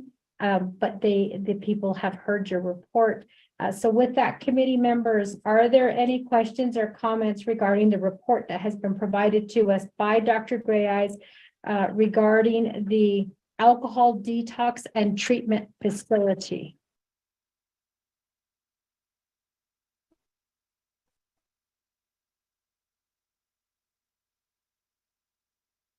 Madam Chair. Delegate Daniels, we'll go ahead and we'll go to you, and then we'll have Dr. Reyes answer the question, and then I'll call upon Vice Chair Sherilyn Yazzie. So with that, Delegate Daniels, the floor is yours. Thank you. Thank you very much, Madam Chair. Yeah, Adonana Kodo Shama, Kodo Dr. Reyes. It's now in regards to detox centers. Kodo Ani Kodo Yego Kodo Hashin Sogoi. And now Yego. Ben has added on the Navajo Nation. The Hashin Adoleke had Idaneske. The way that Zelon that to the season that Ado in Taquado met that the Sashi has it at your zero. The Hashinik Ekanda. Oh, but the Hajo Pago de Cash and the way down. That team, the Nana Aronagate, Kintakas Jog on the Navajo Nation, Aronana Quidonagate, in these metropolitan areas like Salt Lake City, Nagata, Salt Lake City, and Jagahot and Nagata, Hashina, Lada Aranda, Kagota, Aronana, not just Salt Lake City, but the other areas, other cities like Albuquerque, Phoenix, Las Vegas, and others. I got an action that the fate of each or less. So you could have a Babansi case or Babansa's case. Every day I think about this. How can we help our Navajo people that are suffering from alcohol? I got a secret the Babansa case. So what I would like to see and hear moving forward is to have more dialogues on these detox center. I know that the last administration, President Nez, building detox centers on the Navajo Nation. Dal Sako Hasil Sold at the Hotel Nation on the Navajo Nation, and I see, yeah, it really concerns me as well. These border towns, like in my area, there's Mexican Hat. I don't know. There's Cortez. There's Farmington, Gallup. Flagstaff, Holbrook, Page. These border towns, so at Lebanon, so it did what I would like to recommend moving forward is to work closely with Navajo Nation Human Rights Commission Office, Mr. Leonard Gorman. We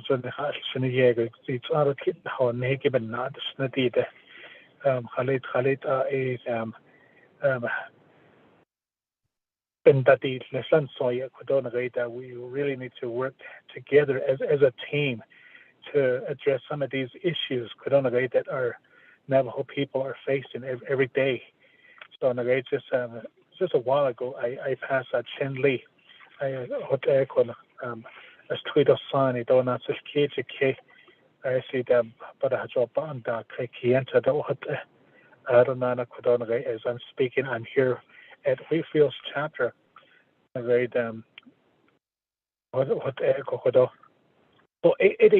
just like to make that comment. But I really appreciate the report that was made to Law and Order Committee today.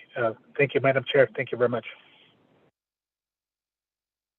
Thank you for that, Delegate Daniels. Since there wasn't a question, more of a comment that was made, Dr. Gray Eyes, I'm going to go ahead and turn the floor over to Vice Chair Sherilyn Yazzie, who also wanted to speak on this issue. Vice Chair, the floor is yours. Thank you for the report, Dr. Gray Eyes. I do have a question that you're wanting to, use an existing building and move it over and to make it a detox center.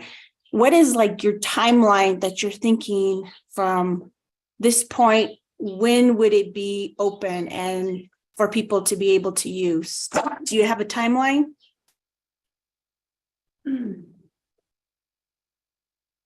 Okay, Vice Chair, is that your question?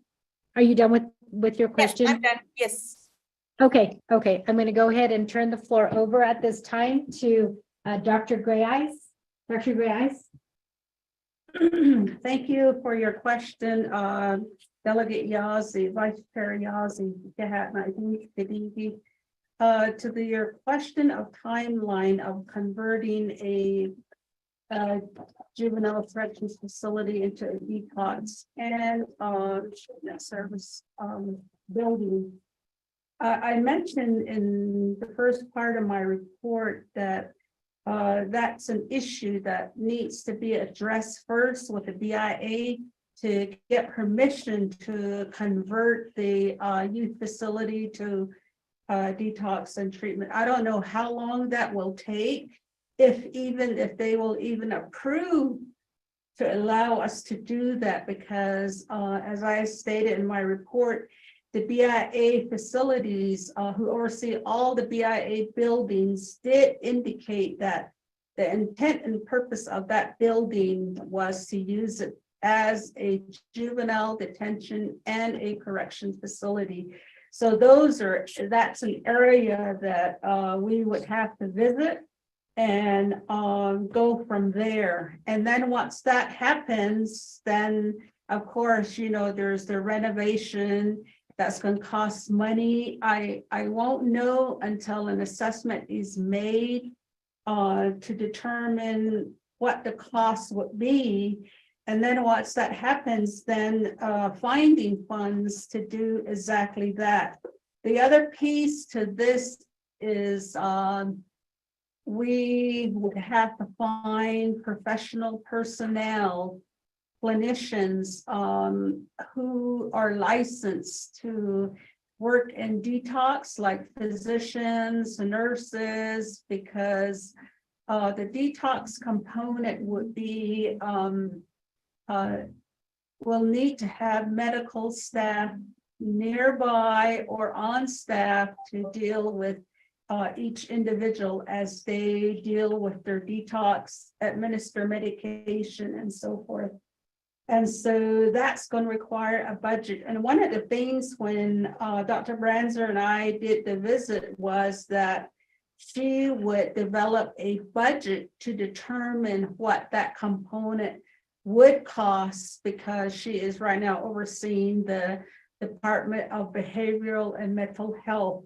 I did a budget on the operation component of the building if we were to convert it, and that's to the extent that we went. So Delegate Yazzie, I apologize, I'm not able to give you specific dates because there's other things, tasks that need to occur before we even venture there.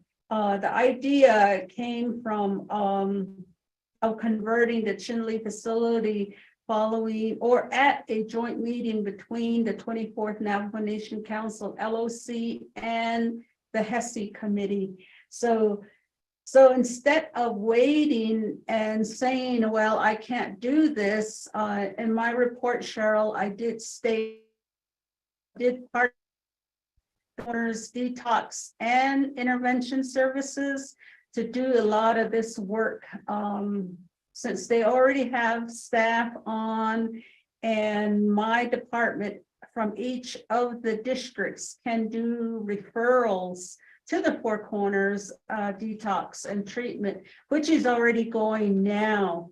And the problem there lies is that this is all voluntary. So if the individuals don't volunteer to go into get detox or get intervention services, it ends there. And so that's where I come back to the committee to say that work needs to be done, and how do we, I don't want to say force, because people have to be ready to get detox and get treatment services. How does the nation move forward in trying to address this issue?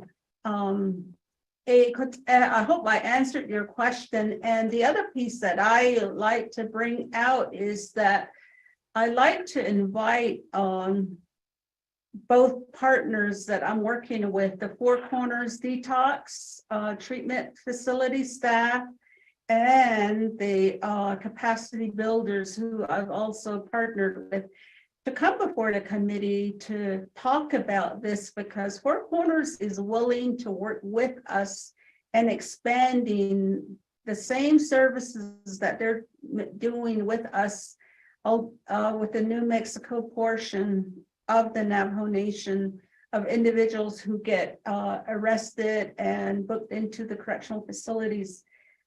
So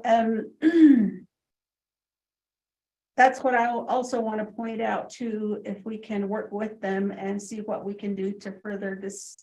I'm not sure, I know that in the prior administration, there was talk about building detox facilities. I don't know where those are at, if there are even going to materialize. I can't speak to that, Vice Chair Yazzie. Thank you for your question. Thank you for that, Dr. Gray Eyes. I was just reading through the reports that you sent. And committee members, the report regarding the detox treatment report, there were 420 individuals referred to the detox center. 420, but only 3 individuals accepted to attend the treatment center. 1 was refused, 1 changed his mind when they got there to Gallup, and then 1 said he would turn himself in for treatment, but he never showed up. So this is what Dr. Gray Eyes is talking about in terms of, the volunteer that has to happen.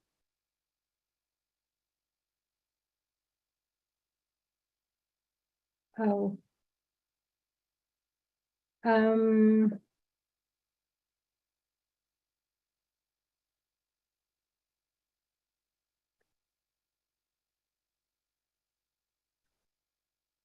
Oh.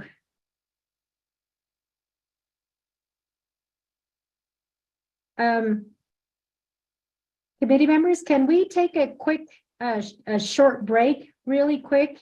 Maybe about 5 minutes? Just 5 minute, a 5 minute break, please. If committee members don't mind.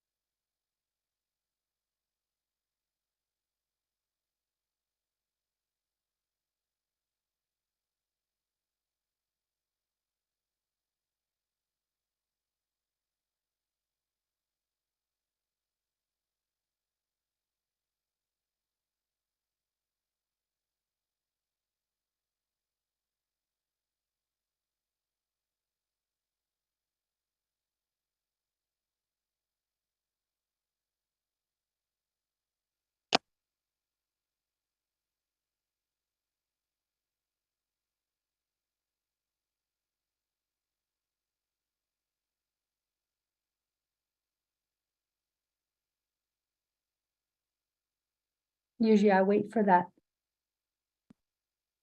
Oh. Unmute them. Okay, okay. Thank you, committee members, for that quick break. I do apologize. I will be texting the committee members. I actually just now text you guys a reason for taking that quick break. So committee members, we're going to go ahead and proceed back with the report.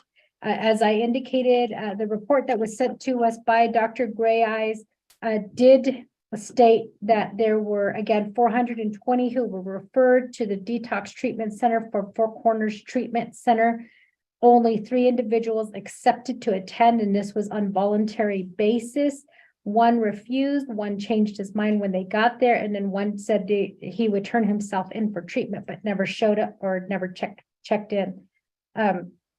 So just an FYI, committee members, that this report was sent to us by Dr. Gray Eyes. Dr. Gray Eyes, I do have one question.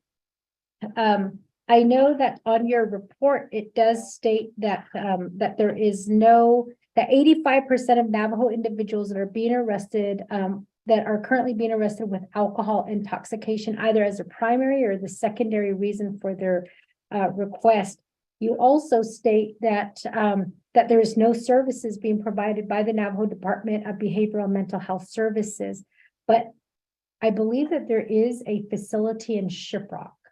What is that facility? I know that they haven't been running at full capacity because the issue that they run into is the licensed personnel and the fact that we can't compete with the, other jurisdictions and what these licensed personnel would be making.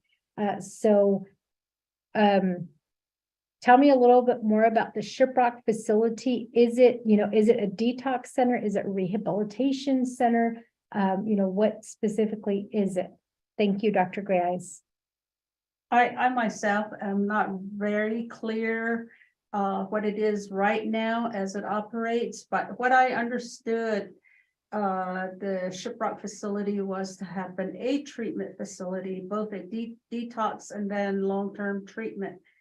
I don't know how that is working. I understand from talking to the local or the district behavioral health providers is that they have not been able to fill their clinical positions, and the detox treatment facility would require those licensed individuals to be there. So we've not made any referrals there because the process of doing referrals to get a person there or any treatment facility through DBMHS is that they have to go through an application process. They have to go through an eligibility determination, and then at that point, wait for a bid to become available.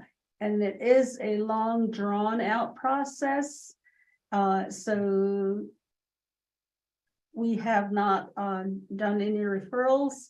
We've asked for DBMHS case managers to come into the facility to do assessments, to do applications for this type of work, but we've not had any case managers from DBMHS that come into the facility. Their preference is to have individuals brought to their office for services to be provided there in their office, as opposed to them coming to the facility. And because of manpower issues, it's just like taking an individual to the clinic or to court. It takes a correctional officer offline of doing the work that they do in facilities to haul these individuals to get to these appointments.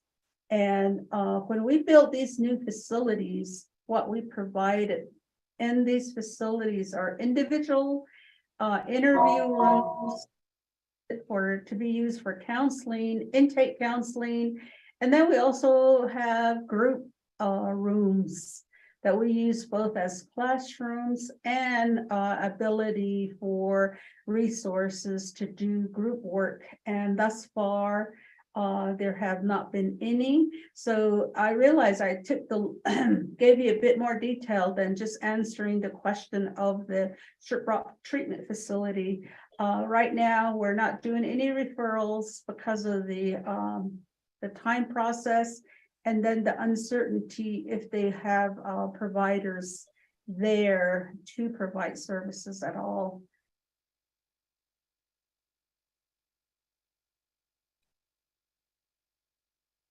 I'm done answering. Thank you for that, Dr. Gray Eyes. So with that, committee members, are there any other questions or comments at this time? I have a follow-up question. Go ahead, Vice Chair. So one of the things that you brought up is, I mean, I'm not gonna assume that everybody doesn't want treatment, but is there, and maybe you shared it already with the previous council, and you had a report that I have not had the chance to look at, but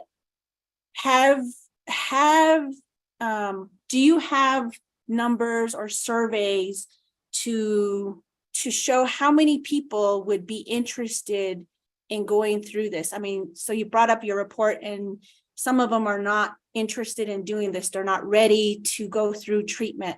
And I know it's important because a lot of the numbers that we receive from our law enforcement, you know, a lot of them have, you know, they're having problems with this disease of alcohol and also with other substances. But I'm wondering if we look at it from a point of view of if we build it, they will come, if that's really going to be the case. I want to have an idea of like how many people would be willing to go through this treatment, and if it's going to or if it's just going to kind of sit there and not really benefit anybody because, you know, people are not voluntarily wanting to be a part of the treatment or not ready to heal. So that's my question. Thank you. Dr. Gray Eyes. Thank you, Vice Chair Yazzie, for your question. That's a question that has a lot of challenges that I can't answer specific because again, when you offer services to individuals on a voluntary basis, more often than not, you will probably not get an okay to attend services. First, because the individuals have not decided that they have a problem. Two, because they don't have to do it unless there's a court order.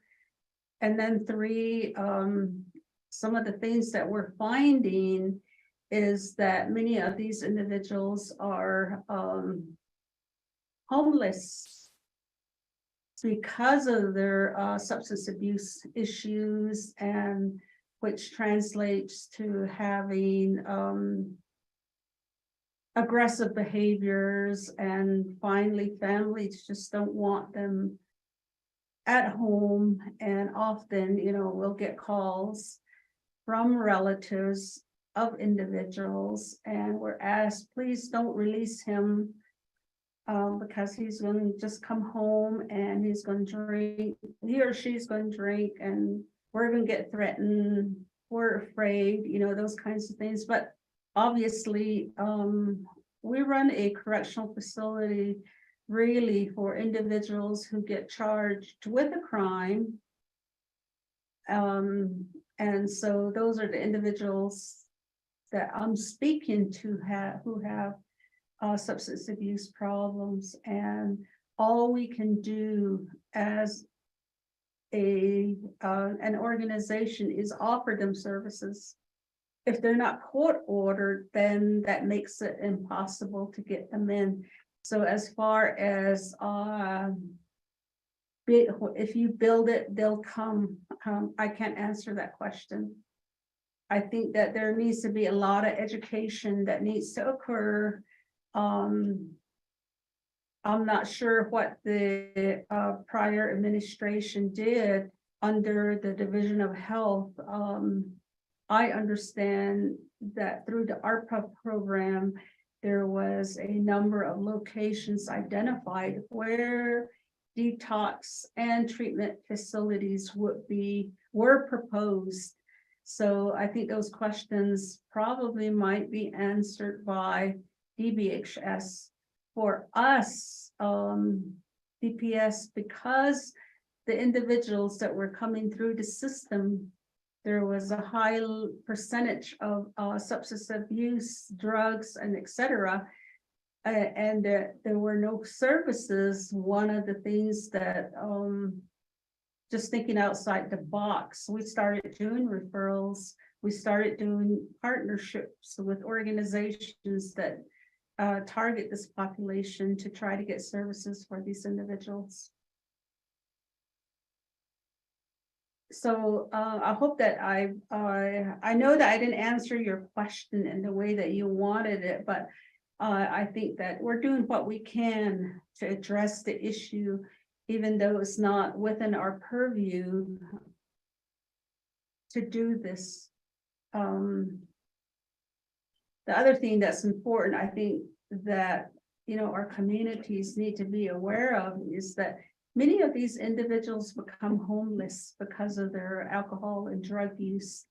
And oftentimes they're out there wandering and they have no place to go.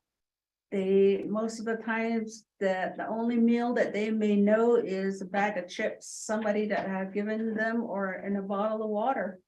And they really hadn't had anything to eat. And this is the population that we're talking about, homeless and nowhere to go. And they become the repeated offenders. Sometimes during the winter time, my staff would tell me, oh, so-and-so came to the door and he wanted to come in because he didn't have a place to go because it was cold. Those are the kinds of things that, my staff come and tell me, and this is the population that we're serving. Thank you.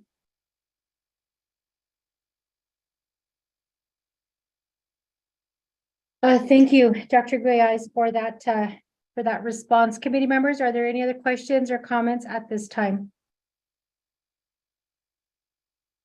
I have a follow-up question again. This is Sherilyn. Vice Chair, go ahead. The floor is yours.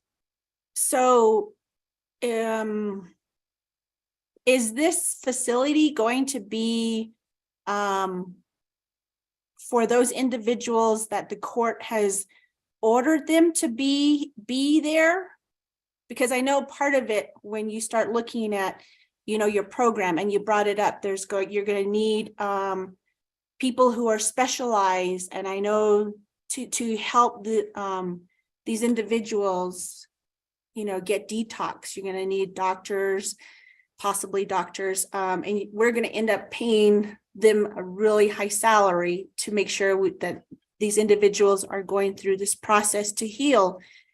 So you're going to be looking at a lot of money to run this facility. So then my question is, how do we, as your program, how are you going to make sure that this continues and becomes sustainable? And this facility, is it going to be for individuals that are going to be required to be there? So that way we can, figure out a way for some kind of payment to be coming in for it to be sustainable in the long term, because voluntarily people probably will not be ready to go in and admit themselves. So that's kind of my question, my follow-up question. Thank you. Dr. Gray-Eyes? Thank you again, Vice Chair Yazzie. And it really just goes back to your original question, which is, if you build a facility or create a facility, individuals, you hope they'll come. But what we're experiencing is that they don't want to go. They don't want to go to treatment. So, and the assessment of the potential of using the Chinle Youth Facility as a detox and intervention was a recommendation for us to take a look at it and whether or not, if it was possible. And so, from the initial assessment, it looks like it's going to be a very long, drawn-out process if we went that route. Because it is a BIA building, we would have to get permission to use it, or at least have the facility turned over to the nation for us to use it as such. And then as far as getting people there, again, it's all voluntary unless the court orders individuals to get services. And right now, I think a lot of the way that services are being done is through the managed care, under which, you know, individuals are a part of, like Blue Cross Blue Shield, Access, and other third-party insurances. And so it really means if there ever is a detox or a treatment program, that component would have to be developed. You're almost running like a hospital. And so for us under DPS, we're not set up to do that. So the initial directive was for myself and Dr. Branzer to do the assessment. So my report, I come back to you to tell you that this is our findings. But instead of not doing anything, what my department has done is we partnered with other individuals who are already providing that service. And we're just doing referrals there so that they can provide that service. And it is my recommendation to bring Four Corners, Detox, Western Sky, and the team that's doing a lot of planning around that to come before the committee and have a discussion with the committee. So so that we don't go into the business of running a detox and an intervention, but partner with another organization that is already set up to do that. And then we can just do referrals and let them deal with the technicalities of the licensures, the sustaining the program, and so forth. And we become that feeder, just doing referrals. Thank you.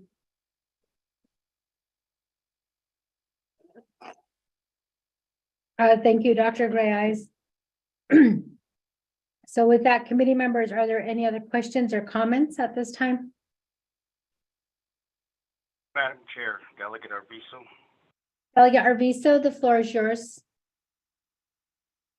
Dr. Gray, I thank you for that report. And I'm sitting here wondering, I am very familiar with kids' alcohol, and I myself am going on 7 years sober. And what I worry about is I've seen a lot of kids go through court ordered. My question is, what is the success rate on court ordered and repeat? You repeat because from what I know, they're just there to finish it. They're not in their heart and in their minds. They're not going over there for the treatment. They just want to get it done, come out, and get themselves another drink. That's what I know. Other thing that I know is whatever the instructor may be. Delegate Arvizo, I'm sorry.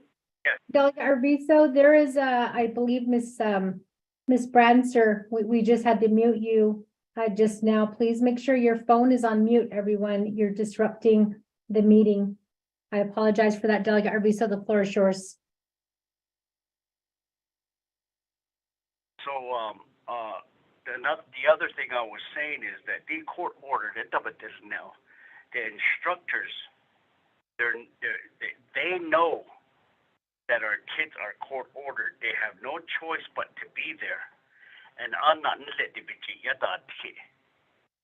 some of these cases, I've known, I've talked to some kids that came out, and since you're a court ordered, it's almost to say that, I can say things and they get upset with the way their trainer is talking to them. And it just, from the get-go, they make up their mind, I'm not going to pay attention. I'm just going to get this done. There's really no, when someone is court-ordered, there's really no, I don't know how to put it, but do I see a yo ne bisnas yo in chin I you see asto let them know that there is someone that cares about them rather than this is what you have to do and your court ordered case, so this is what you're going to learn. And I've seen that, and my question is, what's the and then of course with that kind of attitude, they just come out and start drinking again, and they repeat. So those are some of the things that I'm worried about, and they don't want to go. They do not want to go. So we keep saying that every year in Hashin, even the hospital, they'll refuse treatment to these kids. And they just let them go. We got to figure out how to get them these. We got to figure out something else other than say, well, if they don't want the treatment, we can't treat them. We need to help our children and adults. Some way, somehow, we gotta help them. We gotta let them know. I'm over here in Eastern. I've been a chapter official for 14 years. And out of that, I have seen no outreach as far as kids that can call. Not during my term, I didn't see no poster saying call this number. We can help you. And I've never seen that. But yet the Navajo Nation keeps funding these programs, and there's nobody in the chapter level. There's 110 chapters that we can spread this word out. And there's no outreach phone, there's no place to go, because most of them are out here on the reservation with their buddies and whatnot, and they go get their drinks and just come back because there's no police out here. And so I'm really curious as to what the repeat is as far as shift to me, and I'll be honest with you, court-ordered cases do not work. The folks just go in there, get it done, come back, and start drinking again. We're doing something wrong somewhere. And again, got to stop saying if they don't want the treatment, so be it. We got to figure something out in that perspective. They need our help. There's a lot of them out there that don't know where to go, one, and then there's a lot of them out there that, they want the help, but they don't know where to go. And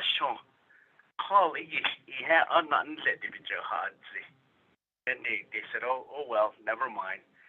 And that's the same thing with volunteer. They volunteer and they start going, but they don't get that care. And these guys, when you're drinking, you're pretty sensitive. Every little thing that someone says to you, you're either going to receive it or you're going to reject it. And a lot of times when these volunteers come in, they're said, that just changes their mind. It could be en route or the case development. When you start building your case somewhere along the line,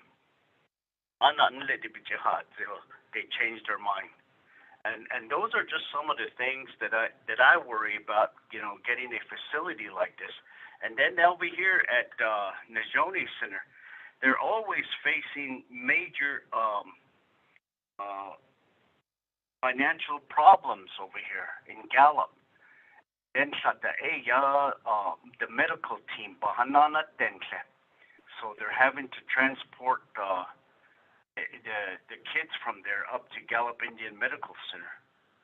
So those are some of the things that I worry about. But the first thing I think is we've got to get kids at the chapter level some help and stop saying it's up to them. So I can't wrap my head around that when somebody says it's up to them and we can't force them. And that's all true. It's the same for the hospital. But how do we help them and take that out? How can we help the kids out here on the reservation? Madam Chair. Thank you, Delegate Arvizo. I think that is I think that's a question that is like a big question, not for Dr. Gray Eyes to answer alone. I think that is going to be a question that should be posed to the entire 25th Navajo Nation Council as we talk about Title 17. Because within Title 17, there is a law regarding commitment, like to get people committed to, I guess, I don't want to say hospitals, maybe centers to get treatment, whether it's for mental health or alcohol treatment, drug treatment. But as you stated, Delegate Arvizo, when it's court ordered, they don't want to do it. When it's voluntary, we're hearing that they don't want to do it. So, what can be done legally? What can we do as council delegates? And that was one of the questions that I asked on Thursday at the report that was given regarding our relatives who are being picked up, in the bordering towns and being taken to treatment facility. I guess places is, is the Navajo Nation required to purchase a van or a bus and go around to all of the border towns and then take them home? Because, is that the responsibility of the nation? And I believe that Delegate Otto asked a question, why are we as lawmakers, why is this whole thing being put on us? What about the family? Where does the family come in? What can be said? What can be done?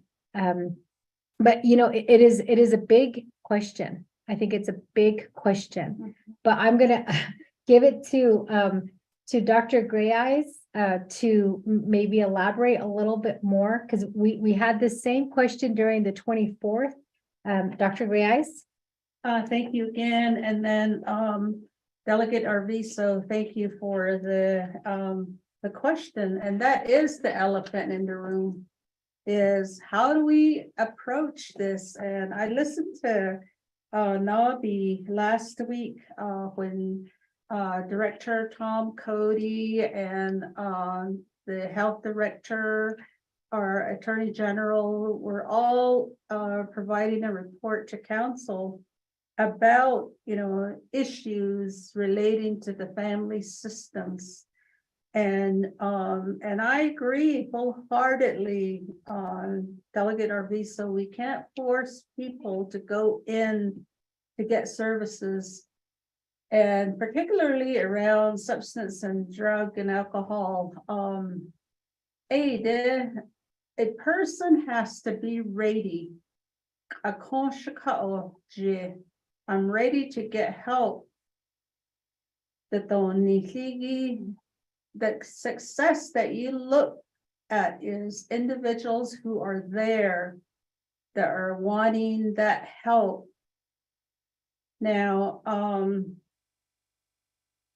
the idea, as I did my report, or the thought, I just did a comparison to the services that we were providing within the facilities. And what I said was that what we find oftentimes is the individuals that are serving jail time, they seem to be more excited about attending the different classes that we're offering under the reentry, as well what Capacity Builders is able to provide. And that was my comparison to offering individuals that are arrested with substance abuse that could be primary or secondary charge. They don't want to voluntarily commit to services. Maybe they might from the onset. And as part of my report, Madam Chair Newton provided how many referrals were made, how many individuals agreed to go, but in the end, nobody went. And again, it's because it's voluntary, and really what that translates to is they're not ready to go in to get treatment, or they haven't been educated and don't understand that alcohol is a disease, that they need help in order to overcome that. I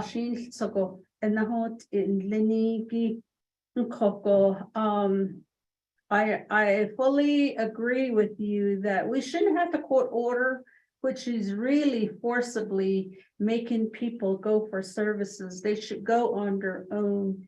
And in the Navajo Nation Council, there's been delegates that have been really outspoken about this. And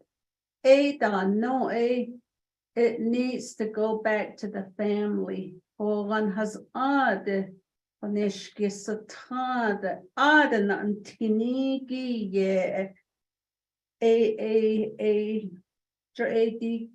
Abaya del T Bayat the Hodget Ida no way. Did Ada the Hodil after Ninigi Hollow Coco Baya del Tito spot is big, it's a huge undertaking. Ladan hit the net, the what's it I side or nana as art LD is at the let the space to the nigo, but ado on hatchin, aronana, the hit the net, show your instantly. O coco, saon nada bitla, a co, yeah, on the whole it. O coco, patale yanle, look educated. Push then hit that no, the public safety bunnies, nishigi, odd he. In the housing area, added neta space though. It's not a sahigi bond the honey. Oko and the hot it got the quishy the net AIDS adon is not no a other than yet he could. The quishy hate kid nabik days at the ninigi it's out and then a sale in the show. They that ni has needs to go a dicodo.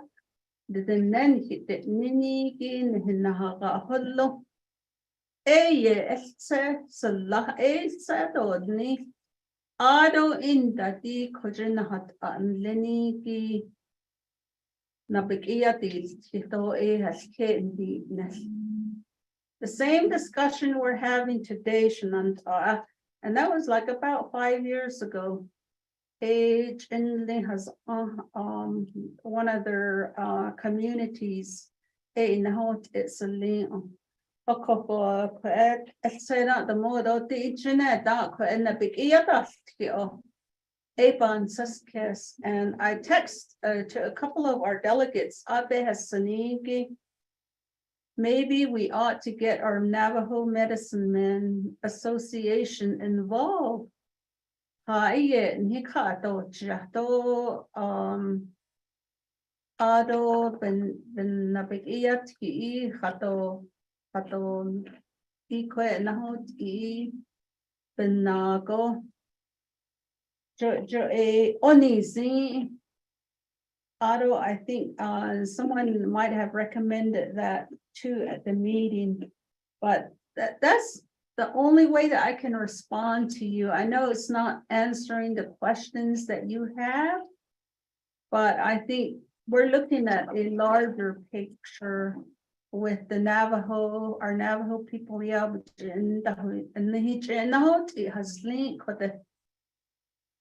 Nachalchin hahol adon le has tuido sani.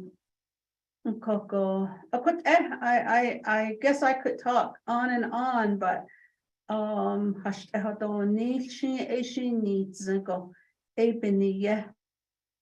So we're doing see under DPS, we're doing what we can to try to help, even though it's not in our scope of work to do this, but it's the population that we're serving that needs help, and so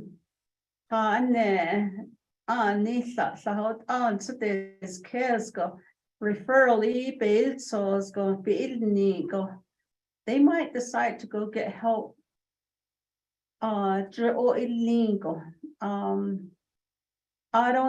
going back to the facilities, we have individual group counseling space available.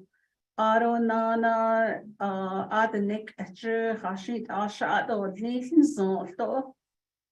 of our facilities actually have the hogans that were provided by DBMHS for those services.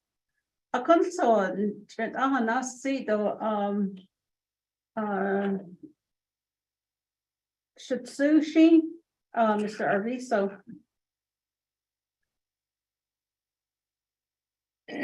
So with that, committee members, are there any other questions or comments at this time regarding the report that has been provided to us? Madam Chair, this is Daniel. Delegate Herman Daniels, the floor is yours. And then I believe that we do have Ms. Brancer on the line. So we'll go ahead and go to Delegate Daniels, and then after that, Ms. Brancer. Delegate Daniels.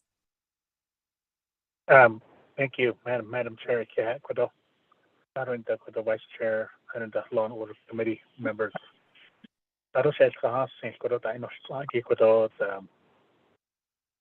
Nipa OC Dr. Gray during the Nabakiyat meeting Thursday, I kind of mentioned that I don't know delegate Honorable Yanit Soda Yahatzi Koto Halita Ecuador Azo or Tatola Halita Azo Senan Nadoka Queen Zendoba Yat Ecuador. But over Bansa's case, I think we need to have a serious discussion, a serious dialogue between Law and Order Committee, and Dr. Gray, is that he don't know the Department of Health, I don't know his committee, Ecuador Baba Ecuador, I don't know Medicine Men Association as the whole Hagita Kodo, Edo Halita Yahato, Ade Kodo, Halita Ecuador, recommend it or leave it to Adeco. So, we ought to answer case Kodona Gaidam, Adonana Kodo, not just Medicine Men Association, but there's Gaidam, a Native American church that Egidonana Gaidam. Or Lana Asbeta or Dahagi Azudo Alita Yahato. So at the Sinkoda Banyasil Tion Zondo, so a Bansas case a quay hole just a way. Or Edi Yadam, I need them Sinisi lago adole hinas kaitona na kwato are yahato zehiki na guys twin ta hasagi san in ta hasagi are yahato zehiki sit as itas hasita yahato zekwato so the kwato the ain't ego hota kwata sinibet na il jota lca kwato hota da si yahato zekwato sa si kwato heights edo left kwato na gaita kwato pa hasigi kwato na gaita moving forward kwato na perhaps we can schedule a meeting with the entities that I just named, the Kikodonagai Madam Chair, but I was on the next month, a couple months from now. So Madam Chair, thank you very much. Thank you, Delegate Daniels. I think it's going to involve the entire Navajo Nation to address this issue, but you are correct. I'm going to go ahead and turn the floor over to Dr. Brancer. Dr. Brancer? Hello, yes, everyone. This is Michelle, or Dr. Branzer, if you like. The Health Services Administrator for Division of Behavioral and Mental Health Services under the Department of Health with Director Tooney, Rhonda Tooney. And basically, I've been also working on this other rogue bursts, or these things we're dealing with now with these other treatment facilities, but different note. So apologize for being late to this meeting. So just wanted to give an update on DBMHS as we continue to look to hire our clinical staff or work with the ones that we do have. And I'm aware that, that there are the needs within the detention centers for folks that are needing treatment. And so I have been working with what we call our case management specialist staff. I do know there are also some other clinicians that still go into some of the facilities like Tuba City, I believe, as well as probation, more particularly in Chinle right now, because I think the other entities are also in the detention center. So I'm really looking for ways to partner because, again, we know this is a long-standing issue, as all the reasons that were mentioned. I don't think I need to repeat all those, but it is a time, when somebody, a youth, adult person comes into that detention center is like a captive audience to, start realizing there are options to get help. And, we know that they always don't want to do that, but yet they need a way to enter, like with a little extra oomph, like if there's a court order or things like that. But that, as we said, isn't the most ideal way someone can get help. But what we've also done is really working to build our staff up. We believe and know, as most people do, that recovery is a spiritual journey in many ways, that there's lots of things that have happened in someone's life, especially starting off as a youth, and why they're going down that route or path. And so really to do that does mean working with the family, but also going into the other teachings we have. And that's really what at DBMHS with the traditional practitioners we do have. I know we've hired 2 new ones at Shiprock. I think Shiprock was mentioned earlier in this meeting, that have really been able to grasp and helping our youth as well as adults with ceremony, with whatever's needed to, get the word out that, you have hope, you can change, in other words. But that is one by one, of course. It's not like everybody coming in at one time doing a ceremony or anything. But those that are participating, have resources. But I do think the collaboration can be strengthened. As I mentioned, case management specialists that can be assisted to help, I guess, people that need to go through an intake process to complete their treatment or to start their treatment. And as you all are probably aware, DBMHS is externally federally funded. So unfortunately, we do have to collect certain documents that we know sometimes it's difficult for people to have if they don't have any ID or social security card or birth certificate, if they're youth for sure, or an active parent involved. You know, it takes more time. But what I'm looking at is strategizing, even while we're collecting whatever needs to happen on our end to provide treatment services, that, you know, we begin, you know, with groups or, you know, like I said, the practitioners, a way to engage our youth, engage our people that need the help. So as was mentioned, I know DBMHS used to do some more services within kind of like a reentry program. This is, I want to say, almost 9 years ago, because I've been here almost 10 years now. And, you know, with the changes that occur, you know, we do know, like I said, recovery is often spiritually based, or, you know, takes you back to where, you know, you want to be rather than what has happened in your life. And so I just wanted to add that, because I do believe a more firmer partnership can be built, but I think it will take all hands, all families, all resources to really begin this this journey, you know, for our youth, for the next coming generations. But again, I do know also that somebody was, when I jumped on, was asking about data. I would say about not 75% of our intakes, referrals are coming from the legal system, some way, shape, or form. And, you know, as was mentioned before, that does tend to help to some degree to take the classes. But again, as in anything, if it's not in your heart to get well yet, the hope is a seed is planted, that you know that there is a place to go to seek help. I think that's where our practitioners, the new ones that have gotten hired in Shiprock, are really helping with, is to take people into a different mindset, even if they're not fully ready yet, to try to really use, you know, the way that, you know, we want our lives to be, in other words, healthy. So I just wanted to give those updates. And like I said, I do appreciate the input and comments. But the other portion is, you know, needing to create the personnel to assist, you know, like I said, if it's intake and referrals, to begin that process when someone is in the detention center. But again, it just depends. Are they able to do that while they're in there for that period of time? So anyway, I just wanted to add that update. Thank you.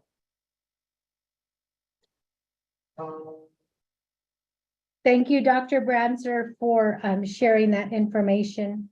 Committee members, are there any other questions or comments at this time?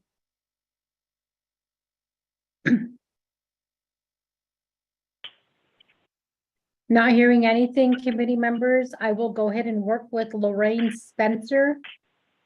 What I want to do is schedule a regular Law and Order Committee meeting to be held at the DBHS Counseling Facility Rehabilitation Center in Shiprock, to allow the committee members to see the facility, and then also, you know, to know and understand that we currently have a facility in place.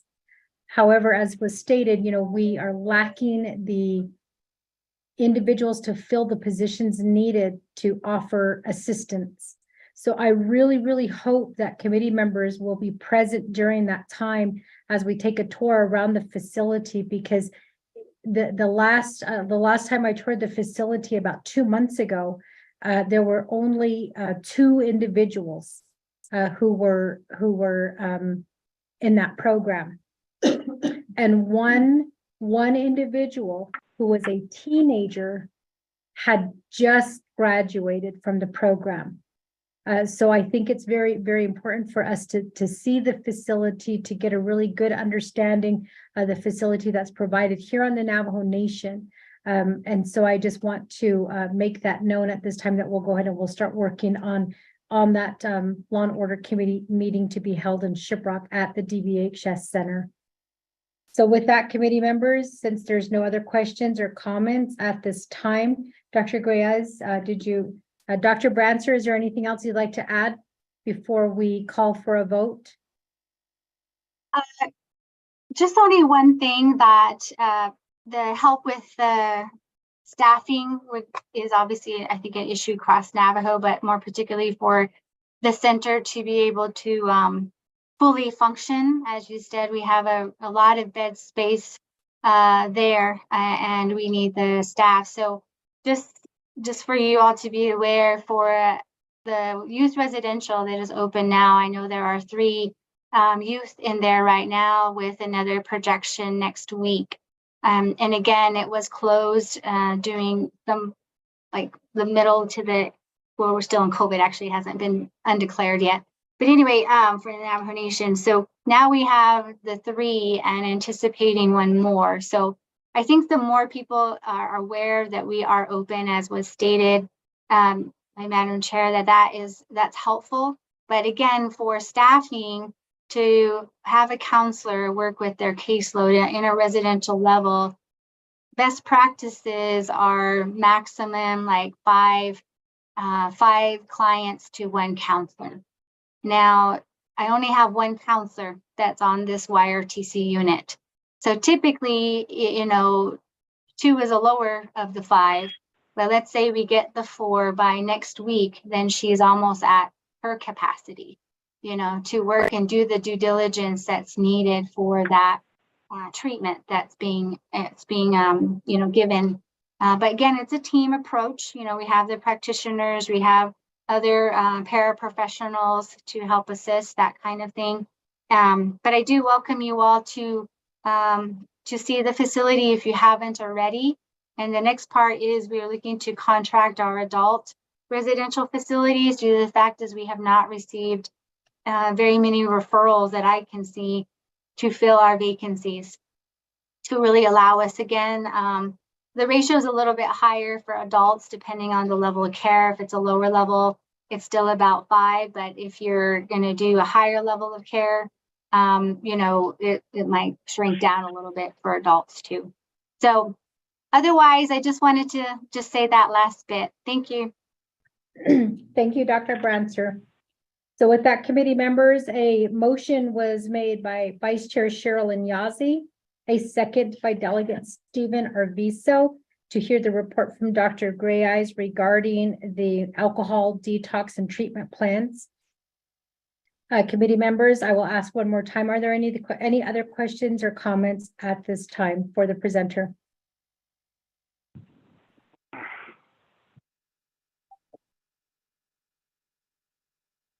Okay, not hearing anything and not seeing any hands up. Oh, I'm sorry. Oh, okay, I don't see any hands up. Sorry, that was my own hand that was up. So with that, Cheryl, can you assist with roll call vote to accept the report? Honorable Stephen Arvizo, how do you vote?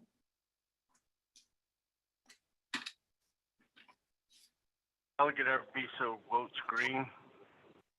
Thank you, Honorable Stephen Arvizo votes green. Honorable Herman Daniels Jr., how do you vote?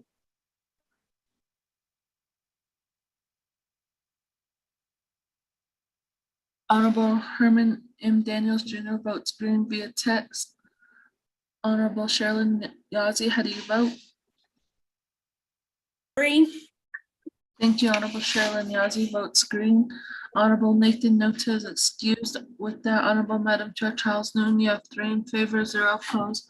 And Madam Chair Charles Noon not voting, Madam Chair. Thank you for that. With 3 in favor, 0 opposed, 2 not voting. Dr. Grayeyes, you're excused.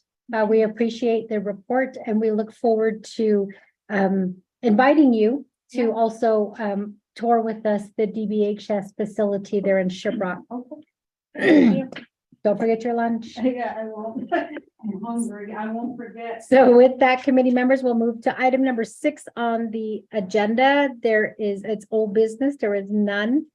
Item number 7A, committee members, there is a request for an appointment of a Law and Order Committee member to the Danette Action Plan Advisory Group. Can I get a motion and a second to open up discussion for this appointment? I'll make a motion. This is Sherilyn. Motion made by Vice Chair Sherilyn Yazzie. Can I get a second?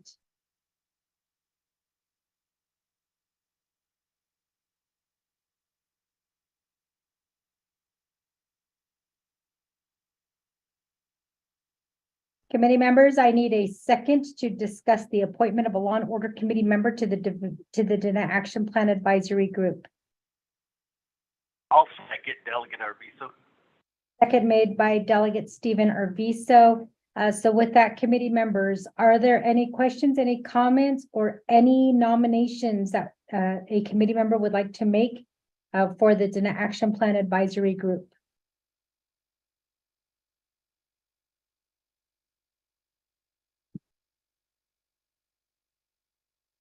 I have a question. This is Sherilyn. I'd like to Go ahead. I'd like to know what the roles and responsibilities are for being on this committee. Thank you. Thank you for that, Vice Chair. Loya, are you still on the line? Can you provide us some information about the Dana Action Plan Advisory Group, about the roles and the responsibility? Also, I'd like to ask why this is not in a legislative, like in a legislation. Loya? Thank you. Thank you. Can you hear me? Yes, we can hear you. Okay.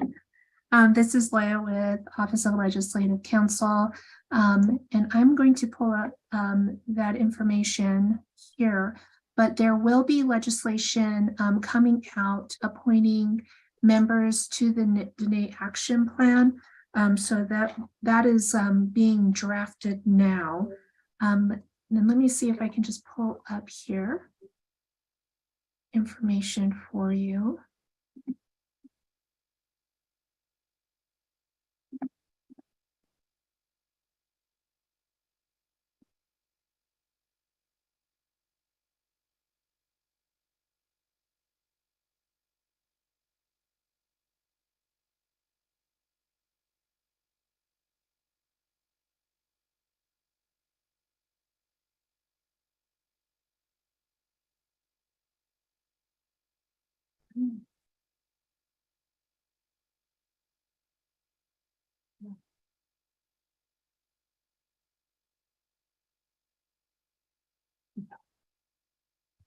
No, almost done.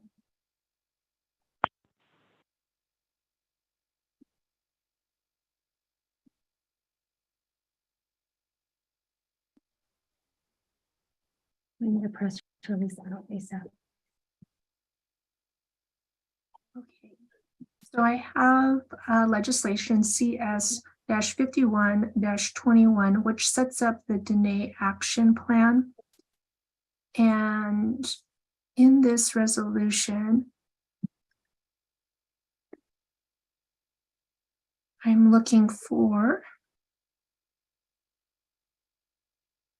the information on the membership.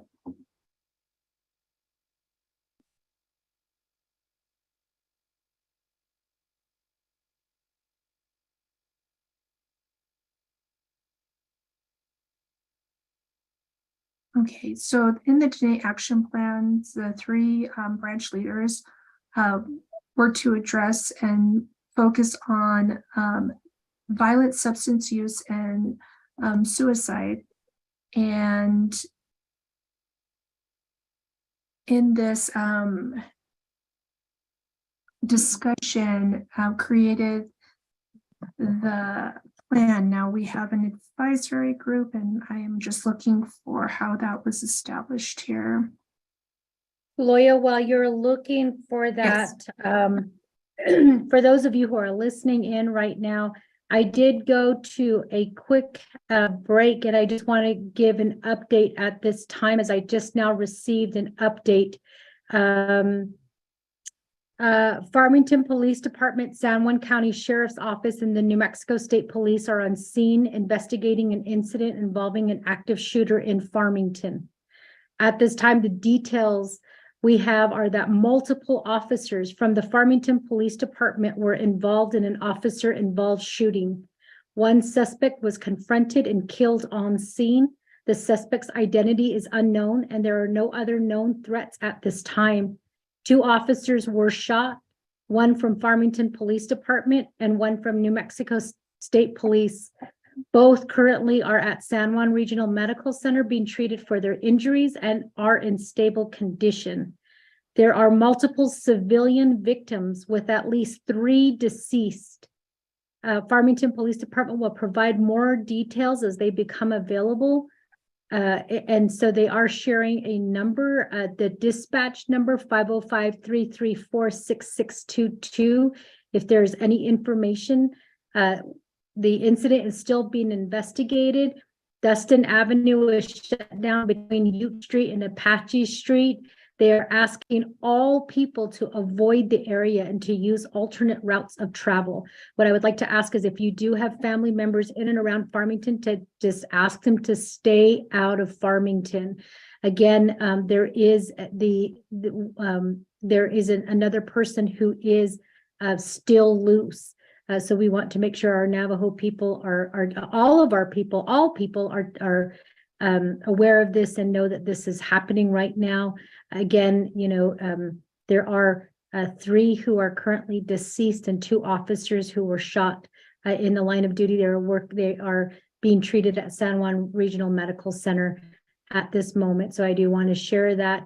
Again, I apologize. That was the reason why I did go to a quick break, was because my phone was going crazy. Our Navajo Nation Police Department, I believe, has been dispatched to the area. So please keep them in prayers for all of our police officers who are responding to this incident at this time. Thank you. Thank you so much, Madam Chair. Okay, in regards to the Dene Action Plan, the action plan sets forth that there will be representatives from the NABI Committee, the Law and Order Committee, and the Health and Human Services Committee. The purpose is to have all branches look into the topics of violence, substance use, and suicide. And their goal is to improve strategies, policies, and procedures for the health and well-being of our Dene people. So the representative from the Law and Order Committee would go to these working groups or to these meetings and collaborate with the other branches to come up with different strategies and policies regarding these very big topics. And that would be the responsibility of the person or the committee member who is representing the Law and Order Committee, and also to probably provide any updates or information to the Law and Order Committee from those meetings that they attend. Thank you. Thank you, Loya. So with that, Vice Chair, does that answer your question? Yes, thank you. You sent the legislation to the members. And just FYI, as Lorraine has sent the legislation that Loya was referencing to the committee. So with that, committee members, are there any questions, any comments, or any nominations that you would like to make at this time?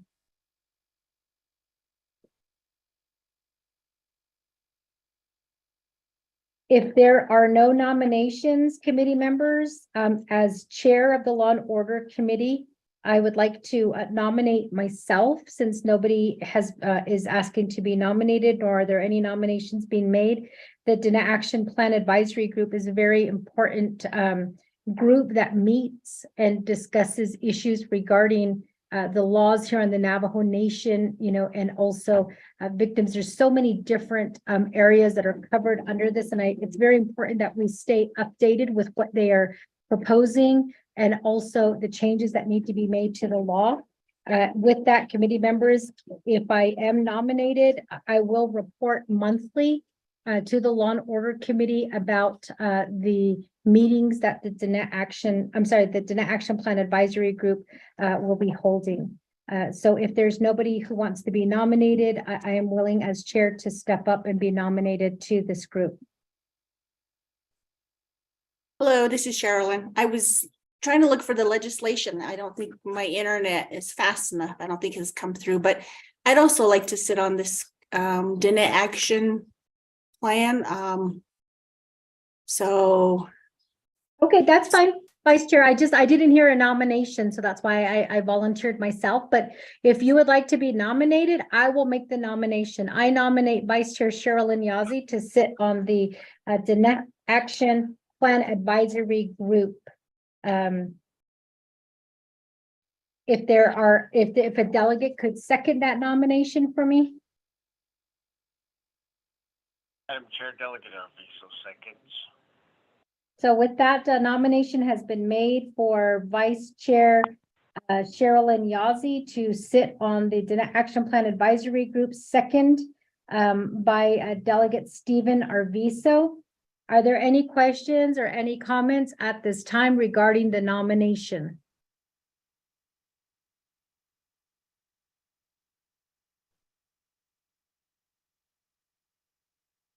Not hearing anything.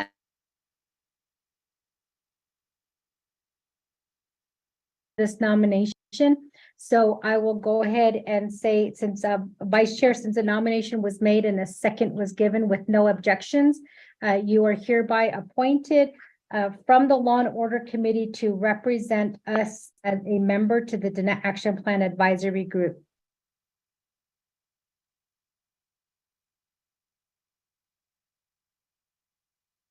Are you good with that, Vice Chair?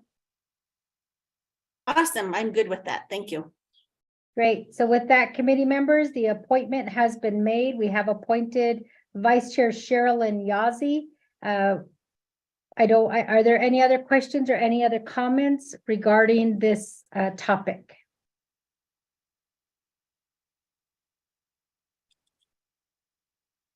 Okay, not hearing anything. Sherelle, can you assist us with roll call vote, please? Honorable Stephen Arvizo, how do you vote? I vote green. Thank you. Honorable Stephen Arvizo votes green. Honorable Herman Daniels Jr., how do you vote?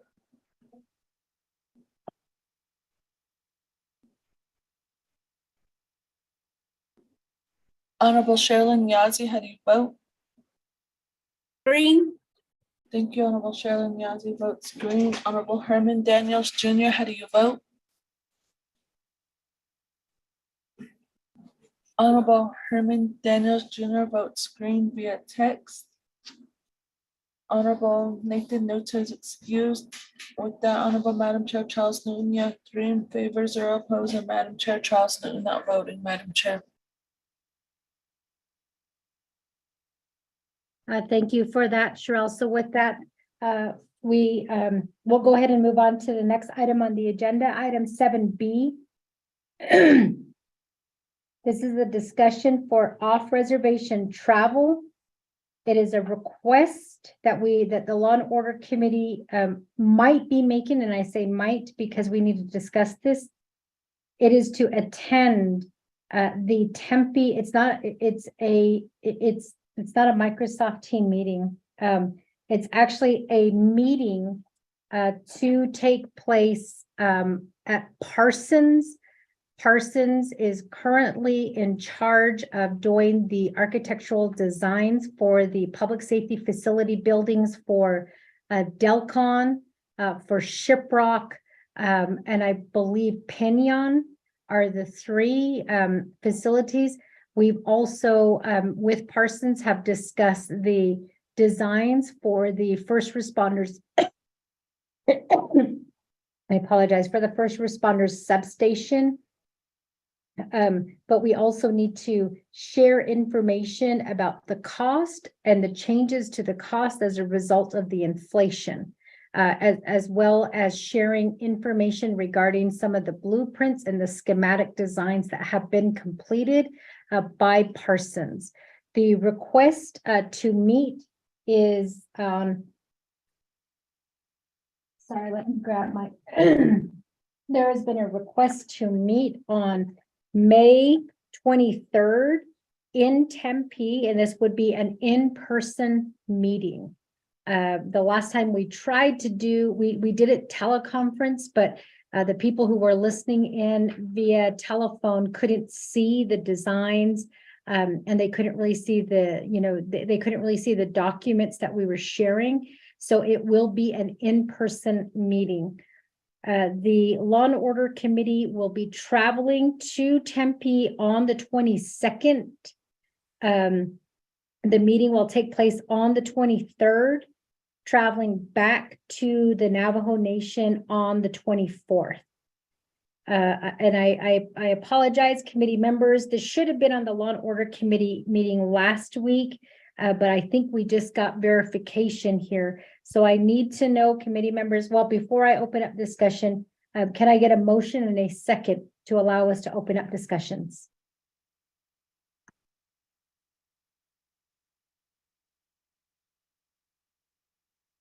Look at our Arvizo motion. Motion made by Delegate Stephen Arvizo. Can I get a second? I'll second that. This is Sherilyn. Thank you, Vice Chair. Second by Vice Chair Sherilyn Yazzie. So with that, committee members, I know again that this is very, very last minute.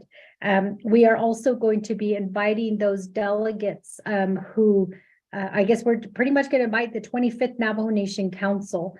And the reason for that is to share information about what's going on with the facilities, since we do get a lot of questions regarding the facilities, as well as getting information out to the delegates for the first responders substation. So committee members, I need to know, well, let me ask Delegate Stephen Arvizo, can you attend this meeting in person on the 23rd?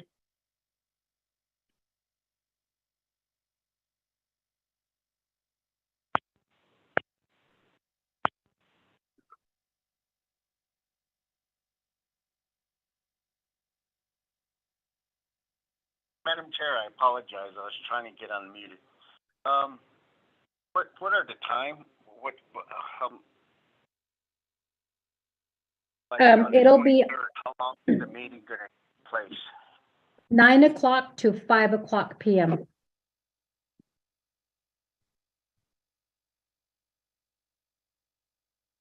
Yes, I'll be there. Thank you, Delegate Arvizo. Yes, on May 23rd, next Tuesday,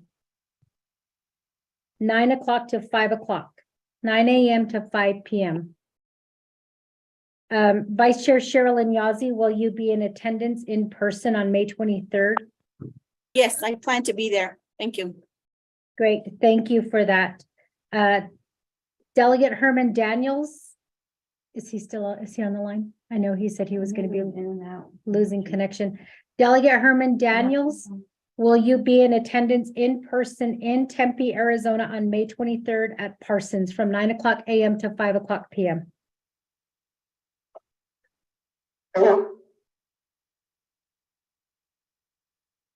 Delegate Herman Daniels?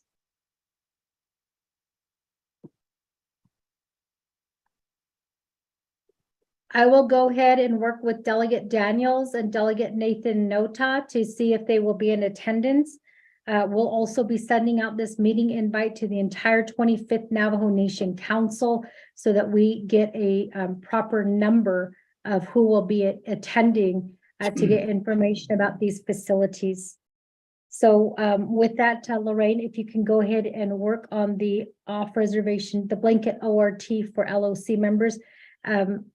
Committee members and your LDAs who are listening in, when the Law and Order Committee travels on behalf of the Law and Order Committee, Lorraine actually prepares the off-reservation travel on behalf of the committee. So the ORT shall go ahead and we'll go ahead and get that submitted today so we can get it approved right away. I don't think that that speaker will not approve it, so I'm not worried about it. But just know that travel will be on May 22nd, which is Monday. The meeting will take place on May 23rd from 9:00 a.m. to 5:00 p.m. And we'll be traveling back to the Navajo Nation on May 24th. So with that, committee members, are there any questions, any comments, or any, I guess, any amendments that need to be made to the traveling dates? Are we still having a meeting on Monday after your meeting? And we will still be having our Law and Order Committee meeting on the 22nd. So as soon as our meeting is over, we'll be able to leave for travel. Okay, not hearing anything. Let's go ahead and go to a roll call vote. Sherelle, can you assist us with roll call vote, please? Honorable Stephen Arvizo, how do you vote?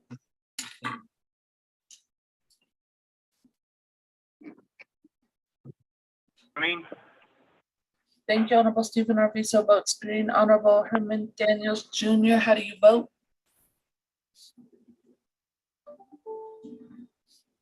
Honorable Herman Daniels Jr. votes green via text. Honorable Sherilyn Yazzie, how do you vote? Green.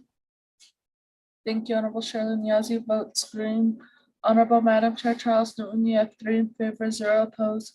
And Madam Chair Charles Newton not voting, Madam Chair. Thank you for that. With that, 3 in favor, 0 opposed, 2 not voting. The ORT will, we'll go ahead and start working on the ORT. So with that, we are now at the close of the meeting. Are there any announcements that need to be made?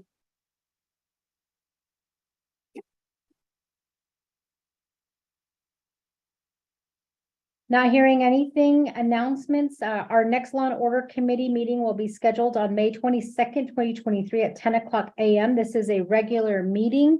Also be mindful, committee members, that we are having our leadership meeting at Twin Arrows Navajo Casino Resort, May 31st, June 1st, and June 2nd, 2023.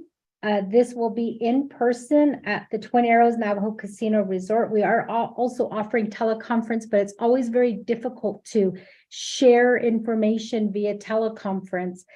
We also have a agenda that we are currently working on. We are securing the speakers at this time, but I did send you a general agenda of what will be covered. I believe we have fundamental law, Title 17, what is VAWA, what is TOLOA, what is NamUs,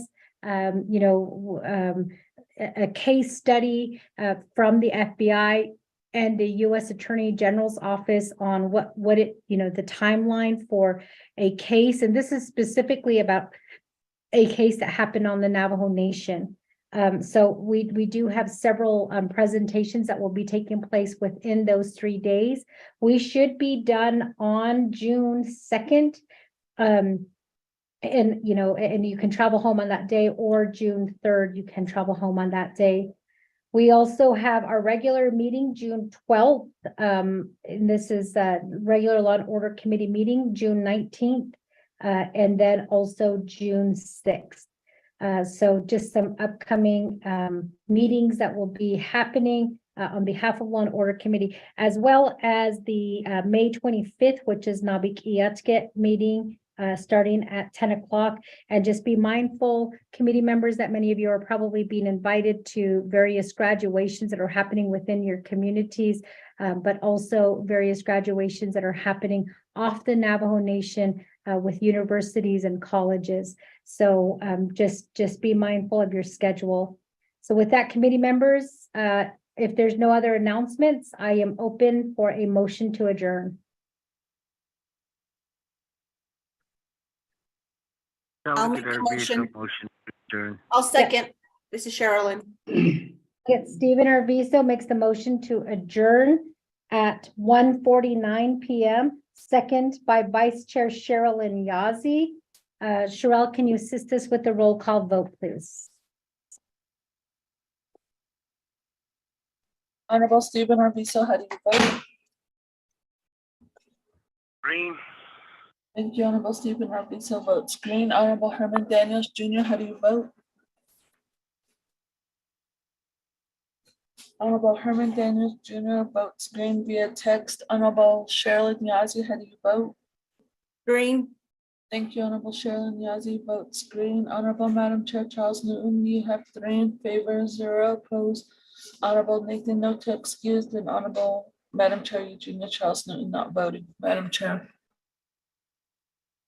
Thank you for that, Sherelle. So with that, committee members, we are hereby adjourned. Be safe out there if you're on travel, and we will see you next Monday. Be safe, everyone. Thank you. And I forgot to say Happy Mother's Day to you as well.